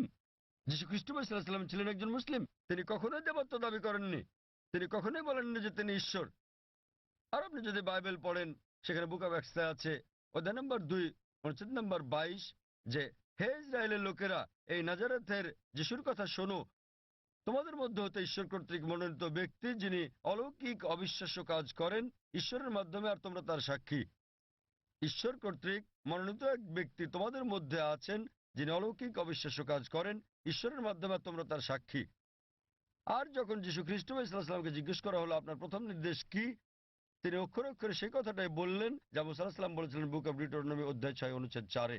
যীশু খ্রিস্ট সাল্লাল্লাহু আলাইহি ওয়াসাল্লাম সেই কথাটাই বলেন গসপেল অফ মার্ক অধ্যায় 12 অনুচ্ছেদ 29। তিনি বলেন শামা ইসরাঈল আদনা হাইনু আদনাই খাদ, শোনো হে ইসরায়েলবাসী, ঈশ্বর আমাদের ঈশ্বর হলেন একজন ঈশ্বর। তো আপনি যদি মুসলমান হন, মুসলমান হতে গেলে আপনাকে সকল নবীর উপর বিশ্বাস আনতে হবে। সে আদম থেকে শুরু করে নূহ, ইব্রাহিম, ইসাক, মুসা, যিশু এবং নবী মুহাম্মদ সাল্লাল্লাহু আলাইহি ওয়াসাল্লামের উপর। তো এখন নবী মুহাম্মদ সাল্লাল্লাহু আলাইহি ওয়াসাল্লামের ব্যাপারে আপনার প্রশ্নে আসি। আপনি হয়তো তার সম্পর্কে বিস্তারিত জানেন না, আপনি হয়তো তার জীবনী সম্বন্ধে জানেন না, কিন্তু আপনাকে তার উপর বিশ্বাস আনতে হবে। আর আপনি যদি খাঁটি খ্রিস্টানও হয়ে থাকেন, যীশু খ্রিস্ট বা ঈসা আলাইহিস সালাম ভবিষ্যৎবাণী করেন নবী মুহাম্মদ সাল্লাল্লাহু আলাইহি ওয়াসাল্লামের ব্যাপারে। নবী মুহাম্মদ সাল্লাল্লাহু আলাইহি সাল্লামের ব্যাপারে ভবিষ্যৎবাণী করা হয়েছে ওল্ড টেস্টামেন্টে, এমনকি নিউ টেস্টামেন্টেও ভবিষ্যৎবাণী করা হয়েছে বুক অব ডিউটেরোনমিতে অধ্যায় 18 অনুচ্ছেদ 18, বুক অব ডিউটেরোনমি অধ্যায় 18 অনুচ্ছেদ 19, বুক অব আইজায়া অধ্যায় 29 অনুচ্ছেদ 12, সং অফ সলোমন অধ্যায় 5 অনুচ্ছেদ 16, এমনকি নিউ টেস্টামেন্টেও তার কথা বলা হয়েছে। যীশু খ্রিস্ট সাল্লাম বলেছেন নবী মুহাম্মদ সাল্লাল্লাহু আলাইহি সাল্লামের আগমনের ব্যাপারে গসপেল অফ জন অধ্যায় 14 অনুচ্ছেদ 16, গসপেল অফ জন অধ্যায় 15 অনুচ্ছেদ 26, গসপেল অফ জন অধ্যায় 16 অনুচ্ছেদ 7 এবং গসপেল অফ জন অধ্যায় 16 অনুচ্ছেদ 12 থেকে 14। আপনার বোঝার জন্য আমি শুধু শেষের অনুচ্ছেদটা বলবো। সবার শেষে যেটা বললাম, যীশু খ্রিস্ট সাল্লাম বলেন গসপেল অফ জন অধ্যায় নম্বর 16 অনুচ্ছেদ 12 থেকে 14 যে তোমাদেরকে আমার অনেক কিছুই বলার আছে, কিন্তু তোমরা এখন তা গ্রহণ করতে পারবে না। যখন সত্যের আত্মা আসবেন তিনি তোমাদের সত্যের পথে পরিচালিত করবেন। তিনি নিজ থেকে কিছু বলবেন না, তিনি যা শুনবেন তাই বলবেন, তিনি আমাকে মহিমান্বিত করবেন। তো এখানে যীশু খ্রিস্ট সাল্লাম বলছেন নবী মুহাম্মদ সাল্লাল্লাহু আলাইহি সাল্লামের ব্যাপারে, তিনি বলছেন তোমাদেরকে আমার অনেক কিছুই বলার আছে। অর্থাৎ যীশু খ্রিস্ট মানুষদের অনেক কথা বলতে চেয়েছিলেন, কিন্তু তিনি বলেন তোমরা এখন তা বুঝতে পারবে না। যখন সত্যের প্রতিরূপ আসবেন তিনি তোমাদের সত্যের পথে চালিত করবেন। এখন অনেকে বলতে পারেন এই প্রতিরূপ হচ্ছে পবিত্র আত্মা। তারা বুঝতে অক্ষম যে প্রতিরূপ কোনো পবিত্র আত্মার কথা বোঝায় না। কেন? কয়েকটা অনুচ্ছেদ আগেই গসপেল অফ জনের অধ্যায় নম্বর 16 অনুচ্ছেদ 7 যীশু খ্রিস্ট সাল্লাম বলছেন যে তোমাদের ভালোর জন্য আমাকে যেতে হচ্ছে, কেননা আমি না গেলে সত্যের প্রতিরূপ আসবেন না। সুতরাং আমি যদি যাই আমার প্রস্থানেই তার আগমন নিশ্চিত। সেই প্রতিরূপ এবং শান্তি আসবে যদি যীশু খ্রিস্ট সাল্লাম বিদায় নেন। যীশু খ্রিস্ট এই পৃথিবীতে আসার অনেক আগে থেকে এই প্রতিরূপ এখানে ছিলেন। তিনি এখানে ছিলেন যখন যীশু খ্রিস্ট জন্মগ্রহণ করেন, তিনি তখনও ছিলেন যখন তাকে দীক্ষা দেওয়া হয়। তো এই প্রতিরূপ এবং শান্তির দূত কোনো পবিত্র আত্মাকে বোঝায় না, এটা সর্বশেষ এবং চূড়ান্ত নবী মুহাম্মদ সাল্লাল্লাহু আলাইহি সাল্লামের কথা বোঝায়। কারণ ভবিষ্যৎবাণী বলছে তিনি যাই শুনবেন তিনি বহন করবেন। আর আমরা জানি যে নবী মুহাম্মদ সাল্লাল্লাহু আলাইহি সাল্লাম সর্বশক্তিমান আল্লাহর কাছ থেকে দৈববাণী পেয়েছিলেন এবং তিনি তা প্রচার করেছিলেন। আর নবী মুহাম্মদ সাল্লাল্লাহু আলাইহি সাল্লাম এই পৃথিবীতে একমাত্র ধর্মদূত যিনি যীশু খ্রিস্টকে মহিমান্বিত করেছেন। আর কোনো ধর্ম বিশ্বাস নেই যা যীশু খ্রিস্টকে বিশ্বাস করার ব্যাপারে কথা বলে অনুচ্ছেদ তৈরি করে। এই মহিমান্বিত কোরআন নবী মুহাম্মদ সাল্লাল্লাহু আলাইহি সাল্লামের বাণীর কারণে, আর তিনি যে দৈব বাণী ধারণ করেছেন সে কারণে 150 কোটিরও বেশি মানুষ আজ যীশু খ্রিস্টকে ঈশ্বরের দূত হিসেবে বিশ্বাস করে থাকে। যদি নবী মুহাম্মদ সাল্লাল্লাহু আলাইহি সাল্লাম সেটা না বলতেন, যদি এই কিতাবে তার কথা প্রকাশিত না হতো, তাহলে আমরা বিশ্বাস করতাম না যে যীশু খ্রিস্ট ঈশ্বরের দূত। যেহেতু নবী মুহাম্মদ সাল্লাল্লাহু আলাইহি সাল্লাম বলেছেন, আমরা সকল মুসলমান সন্দেহাতীতভাবে বিশ্বাস করি যে যীশু খ্রিস্ট সাল্লাল্লাহু আলাইহি সাল্লাম আল্লাহর সবচেয়ে প্রভাবশালী নবীদের মধ্যে একজন। একইভাবে আপনি যদি খ্রিস্টান হন আর আপনার ধর্মগ্রন্থ পড়েন, নবী যীশু খ্রিস্ট সাল্লাল্লাহু আলাইহি সাল্লাম ভবিষ্যৎবাণী করে গেছেন সর্বশেষ ও চূড়ান্ত নবী মুহাম্মদ সাল্লাল্লাহু আলাইহি সাল্লামের আগমনের ব্যাপারে। এখন যেহেতু আমি তুলনামূলক ধর্ম নিয়ে পড়ি, আমি হয়তো যীশু খ্রিস্ট সম্পর্কে অনেক কিছু জানি, কিন্তু অধিকাংশ মুসলমানই আপনি যদি জিজ্ঞেস করেন যিশুকে ছিলেন, তিনি একজন নবী, কিন্তু আপনি বিস্তারিত জিজ্ঞেস করলে তারা নাও জানতে পারে। তারা বিশ্বাস করে যে তিনি নবী। আমি তুলনামূলক ধর্মতত্ত্ব, বাইবেল এগুলো পড়ার পরে হয়তো অন্য মুসলমানদের চেয়ে অনেক বেশি জানি, কিন্তু সকল মুসলমানকে বিশ্বাস করতে হবে যে তিনি একজন নবী। একইভাবে একজন মুসলমান হওয়ার জন্য আপনাকে অন্তত এটা মেনে নিতে হবে যে নবী মুহাম্মদ সাল্লাল্লাহু আলাইহি সাল্লাম নবী মুহাম্মদ আল্লাহর দূত। যদি না মানেন তাহলে হতে পারবেন না, কারণ তিনি সর্বশেষ ও চূড়ান্ত নবী। আপনি হয়তো তার সম্বন্ধে বিস্তারিত জানেন না, কিন্তু আপনাকে বিশ্বাস করতে হবে তিনি একজন নবী। এবার আপনার শেষ প্রশ্নে আসি যে যদি আপনি ইসলাম গ্রহণ করেন, আপনাকে নাম পরিবর্তন করতে হবে কিনা। যদি আপনার নামের সাথে শিরক জড়িত থাকে, অর্থাৎ আল্লাহর সাথে অন্য কাউকে শরিক করা, তখনই আপনার নাম পরিবর্তন করাটা আবশ্যিক হবে, আর না হলে আপনার নাম পরিবর্তন করাটা আবশ্যিক নয়, এটা ঐচ্ছিক। আপনি চাইলে এটা করতে পারেন, না চাইলে দরকার নেই। তবু মুসলমান হতে গেলে নাম পরিবর্তন করাটা জরুরি নয়। আপনার বিশ্বাস পরিবর্তন করতে হবে। বিশ্বাস পরিবর্তন মানে বিশ্বাস করা যে ঈশ্বর একজনই, যাকে উপাসনা করা যায়, আর নবী মুহাম্মদ আল্লাহর দূত, এবং অন্যান্য সকল নবী আদম আলাইহিস সালাম থেকে শুরু করে নূহ, ইব্রাহিম, মুসা, যিশু এবং সকল নবীদের সাথে নবী মুহাম্মদ সাল্লাল্লাহু আলাইহি সাল্লামের উপরও বিশ্বাস আনা। কেউ যদি বলে যে আমি মুসলমান হতে চাই কিন্তু আমি যীশু খ্রিস্টকে ঈশ্বরের দূত বলে মানি না, একজন মুসলমানের বিশ্বাস করতেই হবে। সে যদি না জেনে থাকে, যে মুহূর্তে আমি তাকে কোরআন দেখাবো, কোরআন বলছে, সে বিশ্বাস করা শুরু করবে। সে বিশ্বাস করবে যে যীশু খ্রিস্ট আল্লাহর একজন দূত। একইভাবে একজন মুসলমানের জন্য সকল নবীদের উপর বিশ্বাস আনা উচিত। নবী মুহাম্মদ সাল্লাল্লাহু আলাইহি সাল্লাম ছাড়াও আদম থেকে মুহাম্মদ সাল্লাল্লাহু আলাইহি সাল্লাম পর্যন্ত যারা যারা এসেছিলেন, কিন্তু নাম পরিবর্তন করাটা আবশ্যিক নয়। আপনি বলছেন আপনার ড্রাইভিং লাইসেন্সে নেলসন ম্যান্ডেলা নাম আছে, আপনার পাসপোর্ট আপনাকে পাল্টাতে হবে না, ড্রাইভিং লাইসেন্স বদলাতে হবে না। লোকে আপনাকে নেলসন বলে ডাকতে পারে, কোনো সমস্যা নেই, কিন্তু তারপরেও আপনার মনে যে ঈশ্বর মাত্র একজনই, যাকে উপাসনা করা যায়, তিনি ছাড়া আর কাউকে নয়, এবং নবী মুহাম্মদ ঈশ্বরের একজন দূত। বাকি সকল নবী সহ আদম থেকে শুরু করে যিশু, মুহাম্মদ সাল্লাল্লাহু আলাইহি সাল্লাম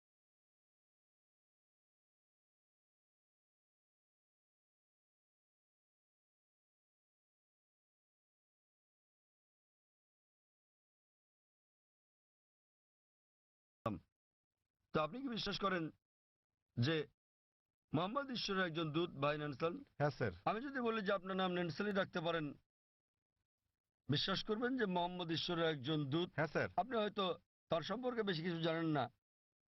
আপনি হয়তো জানেন না যে তিনি কোথায় জন্মগ্রহণ করেন। যদি জানেন তো ভালো, কিন্তু এটা বাধ্যতামূলক নয়। তখন বিশ্বাস করবেন যে নবী মুহাম্মদ সাল্লাল্লাহু আলাইহি ওয়াসাল্লাম ঈশ্বরের দূত?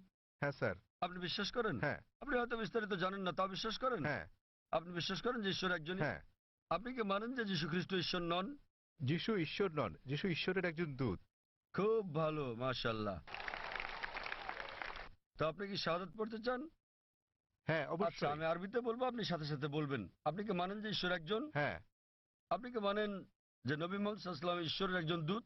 আপনি কি মানেন যে যীশু খ্রিস্ট ঈশ্বরের একজন দূত? হ্যাঁ। কেউ কি আপনাকে জোর করছে গ্রহণ করতে ইসলাম? না। কেউ আপনার উপর চাপ প্রয়োগ করছে? না। কোনো অর্থনৈতিক চাপ, টাকা? না। টাকার কোনো ব্যাপার নেই। তো আপনি মন থেকেই বলছেন, আপনার নিজের ইচ্ছাতে, কোনো চাপ নেই আপনার উপর। বেশ, আমি আরবিতে বলবো, আপনি সাথে সাথে বলবেন। আশহাদু আশহাদু আল্লাহ আল্লাহ ইলাহা ইলাহা ইল্লাল্লাহ ইল্লাল্লাহ ওয়া আশহাদু ওয়া আশহাদু আন্না আন্না মুহাম্মাদান মুহাম্মাদান আবদুহু আবদুহু ওয়া রাসূলুহু। ওয়া রাসূলুহু। মাশাআল্লাহ। আমি সাক্ষ্য দিচ্ছি আমি সাক্ষ্য দিচ্ছি আমি সাক্ষ্য দিচ্ছি যে যে কোনো উপাস্য নেই কোনো উপাস্য নেই আল্লাহ ছাড়া আল্লাহ ছাড়া এবং এবং নবী মুহাম্মদ নবী মুহাম্মদ হলেন হলেন আল্লাহর দূত আল্লাহর দূত এবং আল্লাহর বান্দা। এবং আল্লাহর বান্দা। মাশাআল্লাহ। ভাই, আপনি এখন মুসলিম এবং আপনি আল্লাহর কাছে প্রার্থনা করেন যেন তিনি আপনাকে হিদায়াত দেন এবং ইনশাআল্লাহ জান্নাতে জায়গা দেন। এই জীবন হলো পরকালের জন্য পরীক্ষা। তিনি আপনাকে ইনশাআল্লাহ জান্নাতে নিয়ে যাবেন। এবং আমি অন্যান্য ভাইদের প্রতি বলবো যে যখনই কেউ গ্রহণ করবেন ইসলাম, আপনারা বিষয়টার প্রতি খেয়াল রাখবেন এবং আন্তরিকভাবে সহযোগিতা করবেন, আরও সহনশীল হবেন। কারণ আমাদের দিনে একজন নতুন মানুষ আসছেন, তাকে আপনার সামর্থ্য অনুযায়ী সাহায্য সহযোগিতা করুন। এবং ইনশাআল্লাহ আমি দোয়া করছি আপনি আপনার নাম নেলসনই রাখতে পারেন। আপনাকে নাম বদলাতে হবে না, এটা আসলে আবশ্যিক নয়। আপনাকে নাম বদলাতে হবে না, আপনার নাম নেলসনই রাখতে পারেন এবং একই সাথে একজন ধার্মিক মুসলিম হতে পারবেন। কোরআন বুঝে পড়ার চেষ্টা করবেন এবং যতটুকু নির্দেশনা আপনি পাবেন ইনশাআল্লাহ তা প্রয়োগ করেন। এবং আমি আপনাকে অনুরোধ করছি আমার জন্য দোয়া করবেন। ধন্যবাদ স্যার।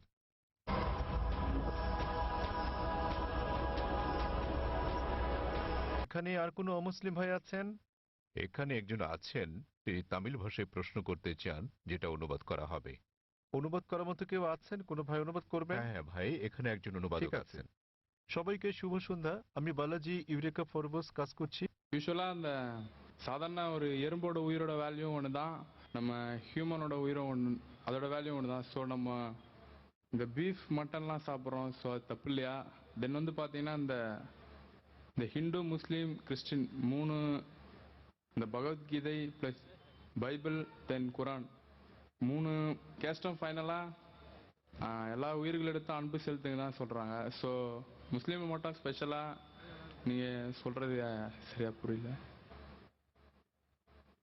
ভাই একটা প্রশ্ন করেছেন যে একটা পিঁপড়া মারা অন্যায়, যদিও পিঁপড়া ক্ষতিকর হতে পারে, কিন্তু আরো বৃহৎ দৃষ্টিতে দেখতে গেলে মুসলমানরা যা করে তা হলো গরু এবং অন্যান্য পশু হত্যা করে। ওনার মতে মুসলমানরা অনেক বেশি গরুর মাংস, খাসির মাংস ইত্যাদি খায়। তো এটা কি অন্যায় নয়? কারণ গীতা, বাইবেল, কোরআন সব জায়গায় বলা আছে যে আপনাকে সকল প্রাণীর প্রতি দয়া দেখাতে হবে, কিন্তু এটা করা হচ্ছে না। ভাই যে প্রশ্নটা করলেন যে একটা পিঁপড়া মারাও অন্যায় এবং জীবন্ত প্রাণী মারাও অন্যায়, তো কেন মুসলিমরা মাংস খায়, গরু, খাসি ইত্যাদি? এটা কি অন্যায় নয়? আমাদের কি দয়া দেখানো উচিত নয়? আমি ভাইয়ের প্রশ্নের প্রথমাংশের সাথে একমত এবং এটা বুঝি যে তিনি ইংরেজি বুঝতে পারেন, যদিও বলতে পারেন না। আমাদের মধ্যে অনেক লোক আছেন যারা ইংরেজি বুঝতে পারেন, যদিও বলতে পারেন না, বাংলাতে প্রশ্ন করেন। তা আমার মনে হয় বাংলাতে বললেও ভাই বুঝবেন, যদিও তিনি ইংরেজিতে প্রশ্নটা করেননি কারণ তিনি তামিল ভাষাতে বেশি সাবলীল। হত্যার ব্যাপারে যে কোনো প্রাণীকে বিনা কারণে হত্যা করা অন্যায় ইসলাম ধর্মে। এমনকি ইসলামেও কোনো জীবন্ত প্রাণীকে অপ্রয়োজনে হত্যা করা পাপ। এ বিষয়ে একটা হাদিস আছে। নবী বলেছেন, যখন এক লোক বনে আগুন জ্বালাচ্ছিল, নবী বললেন এখানে আগুন জ্বালানোর কারণে এখানে পিঁপড়া আছে। অন্য জায়গায় জ্বালোয়ের মানে হচ্ছে নবী নিজেও চিন্তিত ছিলেন যে বনে আগুন জ্বালালে পিঁপড়া মারা যেতে পারে। তিনি সেই সাহাবাকে জায়গা বদলাতে বললেন যাতে পিঁপড়া না মারা যায়। এবার আপনার মূল প্রশ্নে আসি, কেন মুসলিমরা মাংসাশী প্রাণী হত্যা করে, মাংস খায় ইত্যাদি? প্রথমে আমি আপনাকে বলবো যে একজন মুসলমান 100% নিরামিষী হয়েও একজন খাঁটি মুসলমান হতে পারেন। মাংস খাওয়াটা আবশ্যিক নয় ইসলামে, কিন্তু যেহেতু আমাদের সৃষ্টিকর্তা আল্লাহ সুবহানাহু ওয়া তাআলা অনুমতি দিয়েছেন মাংস খাওয়ার জন্য, কেন তো আমরা খাবো না? আপনি যদি ভেবে দেখেন, পবিত্র কোরআনে বলা আছে সূরা মাইদা অধ্যায় 5 আয়াত নম্বর 1 যে তোমাদের জন্য বৈধ হলো চতুষ্পদ পশু। তাহলে চতুষ্পদ পশু খাওয়া আমাদের জন্য বৈধ। কোরআন বলছে সূরা নাহল অধ্যায় 16 আয়াত নম্বর 5 যে সর্বশক্তিমান আল্লাহ তোমাদের জন্য বৈধ করেছেন গবাদি পশুর মাংস। এবং আরো অন্যান্য জায়গায় সূরা মুমিনুন অধ্যায় 23 আয়াত নম্বর 21, আরো অনেক জায়গায়। এখন আমরা যদি বৈজ্ঞানিকভাবে বিশ্লেষণ করি, এমন কোনো নিরামিষ খাবার নেই যাতে মানুষের প্রয়োজনীয় সকল উপাদান রয়েছে। মানুষের দরকার হয় অ্যামিনো অ্যাসিড, 21 ধরনের অ্যামিনো অ্যাসিডের দরকার হয়, যার মধ্যে অধিকাংশই শরীরে উৎপন্ন হয়, কিন্তু 8টি খাবারের মাধ্যমে জারিত করা হয়। এদেরকে বলা হয় 8টি আবশ্যকীয় অ্যামিনো অ্যাসিড। আমার জানা মতে এমন কোনো শাকসবজি নেই যাতে 8 ধরনের অ্যামিনো অ্যাসিড আছে। তাই এমন কোনো শাকসবজি নেই যেটাকে বলা হয় সম্পূর্ণ খাদ্য। সুতরাং এগুলো আমিষ জাতীয় খাবার থেকেই সংগ্রহ করতে হবে। আপনি যদি আরো বিশ্লেষণ করে দেখেন, আমিষ জাতীয় খাবার এটা পুষ্টিকর, ভিটামিন কে তে ভরপুর। আর আরো গভীরভাবে দেখলে, যদি আপনি দেখেন তৃণভোজী প্রাণীদের দাঁত, গরু, ছাগল, ভেড়া, তাদের দাঁত সমান। তারা শুধু শাকসবজি খায়, শুধু ঘাস খেতে পারে, মাংস খেতে পারে না। আপনি যদি মাংসাশী প্রাণীদের দাঁতগুলো দেখেন, বাঘ, সিংহ, নেকড়ে, চিতা, তাদের সবার সুচালো দাঁত আছে, কুকুরের দাঁতের মতো। এই প্রাণীদেরকে বলা হয় মাংসাশী প্রাণী। তারা শুধু মাংস খায়, তারা শাকসবজি খায় না। আপনি যদি মানুষের দাঁতগুলো ভালো করে দেখেন, আয়নার সামনে গিয়ে, মানুষের আছে সমান দাঁত, আবার সুচালো দাঁতও আছে। যদি সর্বশক্তিমান ঈশ্বর চাইতেন যে আমরা শুধু শাকসবজি খাবো, তাহলে কেন তিনি আমাদের এই সুচালো দাঁত দিলেন? কেউ বলতে পারেন কেন? কারণ সর্বশক্তিমান ঈশ্বর চান যে আমরা দুটোই খাই, মাংসও খাই, শাকসবজিও খাই। মাংস, তিনি যদি চাইতেন যে আমরা শুধু শাকসবজি খাবো, তাহলে তিনি কেন সুচালো দাঁত দিলেন? আবার আপনি যদি মানুষের পরিপাকতন্ত্রটাকে বিশ্লেষণ করে দেখেন, এটা উভয় খাদ্যই হজম করতে পারে, সবজি এবং আমিষ জাতীয় খাবার। তৃণভোজী প্রাণীদের পরিপাকতন্ত্র, গরু, ছাগল, ভেড়া, এরা শুধু শাকসবজি জাতীয় খাবারই হজম করতে পারে, মাংস হজম করতে পারে না। আবার মাংসাশী প্রাণীদের পরিপাকতন্ত্র দেখেন, সিংহ, বাঘ, নেকড়ে শুধু মাংসই হজম করতে পারে, শাকসবজি হজম করতে পারে না। কিন্তু মানুষের পরিপাকতন্ত্রে আছে ক্ষুদ্রান্ত্র এবং বৃহদান্ত্র, এটা উভয় খাদ্য হজম করতে পারে, সবজি আবার আমিষ জাতীয় খাবার, মাংস জাতীয় খাবার। সর্বশক্তিমান ঈশ্বর যদি চাইতেন আমরা খাঁটি নিরামিষী হই, কেন তিনি আমাদের এমন পরিপাকতন্ত্র দিলেন যা উভয় খাদ্য হজম করতে পারে? কিন্তু এটাই স্বাভাবিক।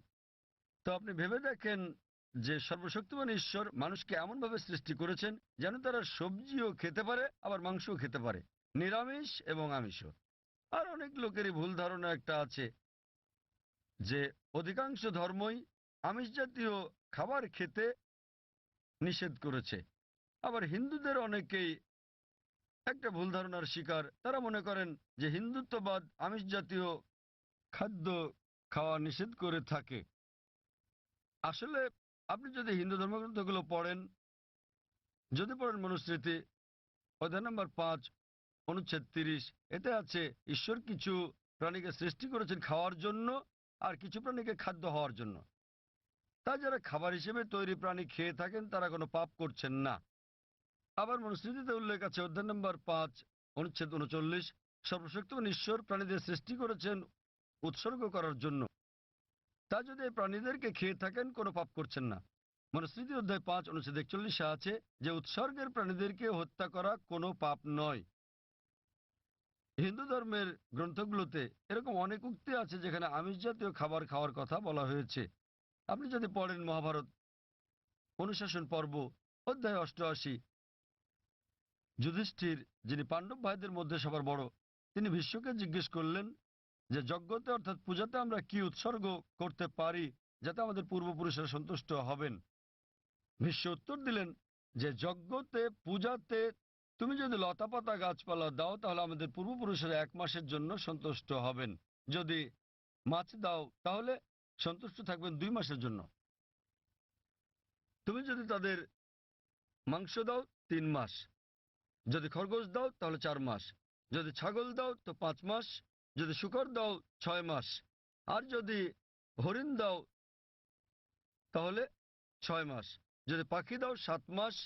আর এভাবে তালিকাটা বড় হতে থাকে। এরপর বলা আছে যে একটা ষাঁড় যজ্ঞতে দিলে 11 মাস, একটা গরু জবাই করলে পূর্বপুরুষেরা পুরো 1 বছরের জন্য সন্তুষ্ট থাকবেন। আর তুমি যদি একটা গন্ডার উৎসর্গ করো, আমাদের পূর্বপুরুষেরা সর্বদাই সন্তুষ্ট থাকবেন। মহাভারতে এই পুরো মেনুটাই দেওয়া আছে। তা যদি বেদ এবং অন্য হিন্দু ধর্মগ্রন্থগুলো পড়েন, তাদের ঋষি এবং ধর্মযাজকেরা আমিষ খেয়েছেন, এমনকি গরুর মাংস। কিন্তু অনেক হিন্দুকেই আপনি বলতে শুনবেন যে আমিষ খাওয়া নিষিদ্ধ, কারণ তারা অহিংস আন্দোলনের দ্বারা প্রভাবিত হয়েছেন। আপনারা জানেন জৈন এবং আরো যারা এই অহিংসতে বিশ্বাস করেন তারা বলেন যে জীবিত প্রাণী হত্যা করা নিষিদ্ধ, তাই পশু হত্যা এটা পাপ। আমি এর সাথে একমত যে কোনো প্রাণীকে হত্যা করা বিনা প্রয়োজনে করলে পাপ, কিন্তু আপনি যদি বলেন যে জীবিত প্রাণী হত্যা করা মাত্রই পাপ, তাহলে আমি বলি যে এই যে গাছপালাগুলো আছে এদেরও জীবন আছে। আগে আমরা জানতাম না যে উদ্ভিদের জীবন আছে, তাই তারা বলতো যে গাছ কাটা ঠিক আছে। আজকে আমরা জানি যে এমনকি গাছেরও প্রাণ আছে। তখন তাদের যুক্তি পাল্টে বলে, জাকির ভাই গাছের প্রাণ আছে ঠিকই, কিন্তু গাছ ব্যথা অনুভব করে না, তাই গাছকে হত্যা করা সবজি খাওয়া আমিষ বা মাংস খাওয়ার তুলনায় অনেক কম অন্যায়। এখন বিজ্ঞানের উন্নতিতে আমরা জানি যে এমনকি গাছেরাও ব্যথা অনুভব করে, কিন্তু তারা যখন কাঁদে আমরা গাছের কান্না শুনতে পারি না, কারণ আমরা প্রতি সেকেন্ডে মাত্র 20 থেকে 20,000 কম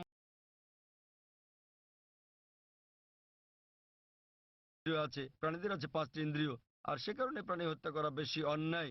তো তাদের কাছে আমার প্রশ্ন যে ধরেন একজন লোক, তার এক ভাই আছে যে হচ্ছে মুখ আর বধির, শুনতেও পারে না বলতেও পারে না। এখন কেউ যদি তাকে গিয়ে মেরে ফেলে, ধরেন আপনার নিজেরই ভাই যে মুখ ও বধির, কথা বলতে পারে না শুনতেও পারে না, এখন কেউ যদি তাকে হত্যা করে, আপনি কি বিচারকের কাছে গিয়ে বলবেন যে হুজুর হত্যাকারীকে কম শাস্তি দিন, কারণ আমার ভাইয়ের দুটো ইন্দ্রিয় কম ছিল, সে বলতে পারতো না শুনতে পারতো না? আপনি কি তাই বলবেন? আপনি বলবেন যে হুজুর হত্যাকারীকে দ্বিগুণ শাস্তি দিন, কারণ আমার ভাই ছিল একজন নিষ্পাপ মাসুম, সে বলতে পারতো না শুনতেও পারতো না। তো ইসলামে এরকম কোনো বিধান নেই যে কম ইন্দ্রিয় থাকলে কম শাস্তি পাবেন বা বেশি ইন্দ্রিয় থাকলে বেশি শাস্তি পাবেন। কোরআন বলছে যে তোমাদের যে সকল উত্তম জিনিস দেওয়া হয়েছে তোমরা তা ভক্ষণ করো যে পর্যন্ত সেটা বৈধ এবং হালাল অনুমতি আছে। তো ইসলামে পশু জবাইয়ের অনুমতি আছে, শুধুমাত্র খাওয়ার উদ্দেশ্যে বিনা কারণে শিকার করার জন্য, খেলার জন্য এটা নিষিদ্ধ। যেমন বনে আগুন জ্বালালে পিঁপড়া মারা যাবে, তাই নবী বলেছেন এটা করো না। তো যে কোনো জীবিত প্রাণী হত্যা করা নিষিদ্ধ, যদি না এটা খাওয়ার মাধ্যমে জীবন ধারণের জন্য হয়ে থাকে, আর যদি এটা সেই সব অনুমোদিত প্রাণীদের মধ্যে হয়ে থাকে যেগুলোকে আল্লাহ বৈধ করেছেন। যেভাবে মনুস্মৃতিতে বলা আছে ঈশ্বর কিছু প্রাণীকে করেছেন খাদ্য আর কিছুকে খাদক। যদি আপনি খাওয়ার জন্য প্রাণী হত্যা করেন তাহলে কোনো পাপ করছেন না, আর না হলে এমনিতে আপনি যদি বুঝতে পারেন যদি অমুসলিমরা আমিষ জাতীয় খাবার নাও খায় আমার তাতে কোনো রকম সমস্যা নেই। কারণ যদি ভারতের প্রত্যেক অমুসলিমই আমিষ খাওয়া শুরু করেন তাহলে গরু ছাগলের মাংসের দাম বেড়ে যাবে। তাই অমুসলিমরা আমিষ না খেলে আমার কিছু যায় আসে না। কিন্তু কেউ যদি অভিযোগ করেন যে প্রাণী হত্যা অন্যায়, সেজন্য আমি উত্তরটা দিচ্ছি। আর না হলে ইসলামে আপনি একজন নিরামিষভোজী হয়েও উত্তম মুসলমান হতে পারেন, কিন্তু যেহেতু আল্লাহ অনুমতি দিয়েছেন আমিষ খাওয়াতে কোনো রকম সমস্যা নেই, যদি এটা অনুমোদিত প্রাণীর মধ্যে হয়ে থাকে। আশা করি উত্তরটা পেয়েছেন। আমরা এটা শেষ প্রশ্ন হিসেবে নেব জাকির ভাই। অমুসলিম বোন, হ্যাঁ আপনি আপনার প্রশ্নটি করুন। அல்லாவால எல்லாம் ஒரு நொடியில செய்ய முடியும், கடவுளால எல்லாம் படைக்க முடியும் அப்படின்னும் போது மக்களை படைக்கிறதுக்கு மட்டும் ஏன் 6 நாள் ஆனது? உலகத்தை படைக்கவும் மக்களை படைக்கிறதுக்கும் 6 நாள் ஆனது சொல்றாங்க. அதனால அது என்னன்னு தெரிஞ்சுக்கணும். আসসালামু আলাইকুম ভাই। তার প্রশ্নটি হলো, যদি সর্বশক্তিমান আল্লাহ যে কোনো কিছুই তৈরি করতে পারেন, কেন তার সমস্ত পৃথিবী তৈরি করতে 6 দিন লাগলো? বোন প্রশ্ন করলেন যে আল্লাহ যদি যে কোনো কিছু সৃষ্টি করতে পারেন তাহলে কেন 6 দিন সময় নিলেন। বোন, আল্লাহ যদি চাইতেন একদিনে সৃষ্টি করতে পারতেন, তখন আপনি বলতেন যে কেন একদিনে তৈরি করেছেন, 6 দিনে কেন নয়? কারণ আল্লাহ 6 দিনে এটা বানাতে চেয়েছেন। কোরআন বলে যে আল্লাহ যা ইচ্ছা করেন তাই সৃষ্টি করতে পারেন। অনেক আয়াত আছে আল্লাহ বলেন কোরআনে, সূরা আলে ইমরান অধ্যায় 3 আয়াত নম্বর 59, ইন্না মাসালা ঈসা ইনদাল্লাহি কামিসাল আদম খালাকা মিন তুরাব সুম্মা ক্বালা লাহু কুন ফায়াকুন। আল্লাহ আদম আলাইহিস সালামকে সৃষ্টি করেছেন যেমন তিনি যীশু খ্রিস্টকে সৃষ্টি করেছেন ধুলো থেকে, তিনি বলেন হও আর তা হয়ে যায়। তো আল্লাহ যখন কিছু সৃষ্টি করতে চান তিনি বলেন হও আর হয়ে যায়, তিনি ইচ্ছে করলেই এটা হয়ে যায়।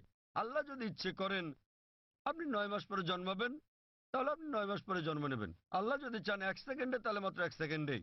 তো আল্লাহ চাইলেন যে তিনি কোনো কিছু 6 দিনে সৃষ্টি করবেন, তাই তিনি করলেন। এমন না যে আল্লাহ একদিনে করতে পারতেন না, একদিন কেন 1 সেকেন্ডেও তিনি করতে পারতেন। আল্লাহ চেয়েছেন এটা 6 দিনে বানাতে, সেজন্য 6 দিনে হয়েছে। তো আল্লাহ যাই চান তিনি শুধু বলেন কুন ফায়াকুন, হও আর এটা হয়ে যায়। এই সৃষ্টি জগতে তিনি বলেন হও আর হয়ে গেল। তবে আল্লাহ এটা 6 দিনে বানাতে চেয়েছিলেন, সেজন্য 6 দিনে হয়েছে। এমন না যে তিনি এর চেয়ে কম বা বেশি সময় বানাতে পারতেন না, এটাই তিনি চেয়েছিলেন। আর আল্লাহ যা ইচ্ছা করেন তাই হয়ে যায় সহজে। আশা করি উত্তরটা পেয়েছেন। এক ভাইয়ের কাছ থেকে একটা অনুরোধ এসেছে যে যারা ইসলাম গ্রহণ করেছেন, আমরা অনুষ্ঠানটা শেষ করার আগে এক ভাই নেলসন ম্যান্ডেলা, তিনি গ্রহণ করেছেন ইসলাম। আমি তার হাতে কোরআনের একটি অনুবাদ তুলে দিতে চাই। আমি স্বেচ্ছাসেবক বোনদের অনুরোধ করবো তার হাতে একটি কোরআনের অনুবাদ তুলে দিতে, যে মহিলা ইসলাম গ্রহণ করেছেন। নেলসন ম্যান্ডেলাকে অনুরোধ করবো, তিনি কে আছেন? নেলসন ম্যান্ডেলা কি এখানে আছেন? হ্যাঁ, অনুরোধ করছি মঞ্চে আসার জন্য, যাতে আমি আপনাকে কোরআনের অনুবাদ দিতে পারি।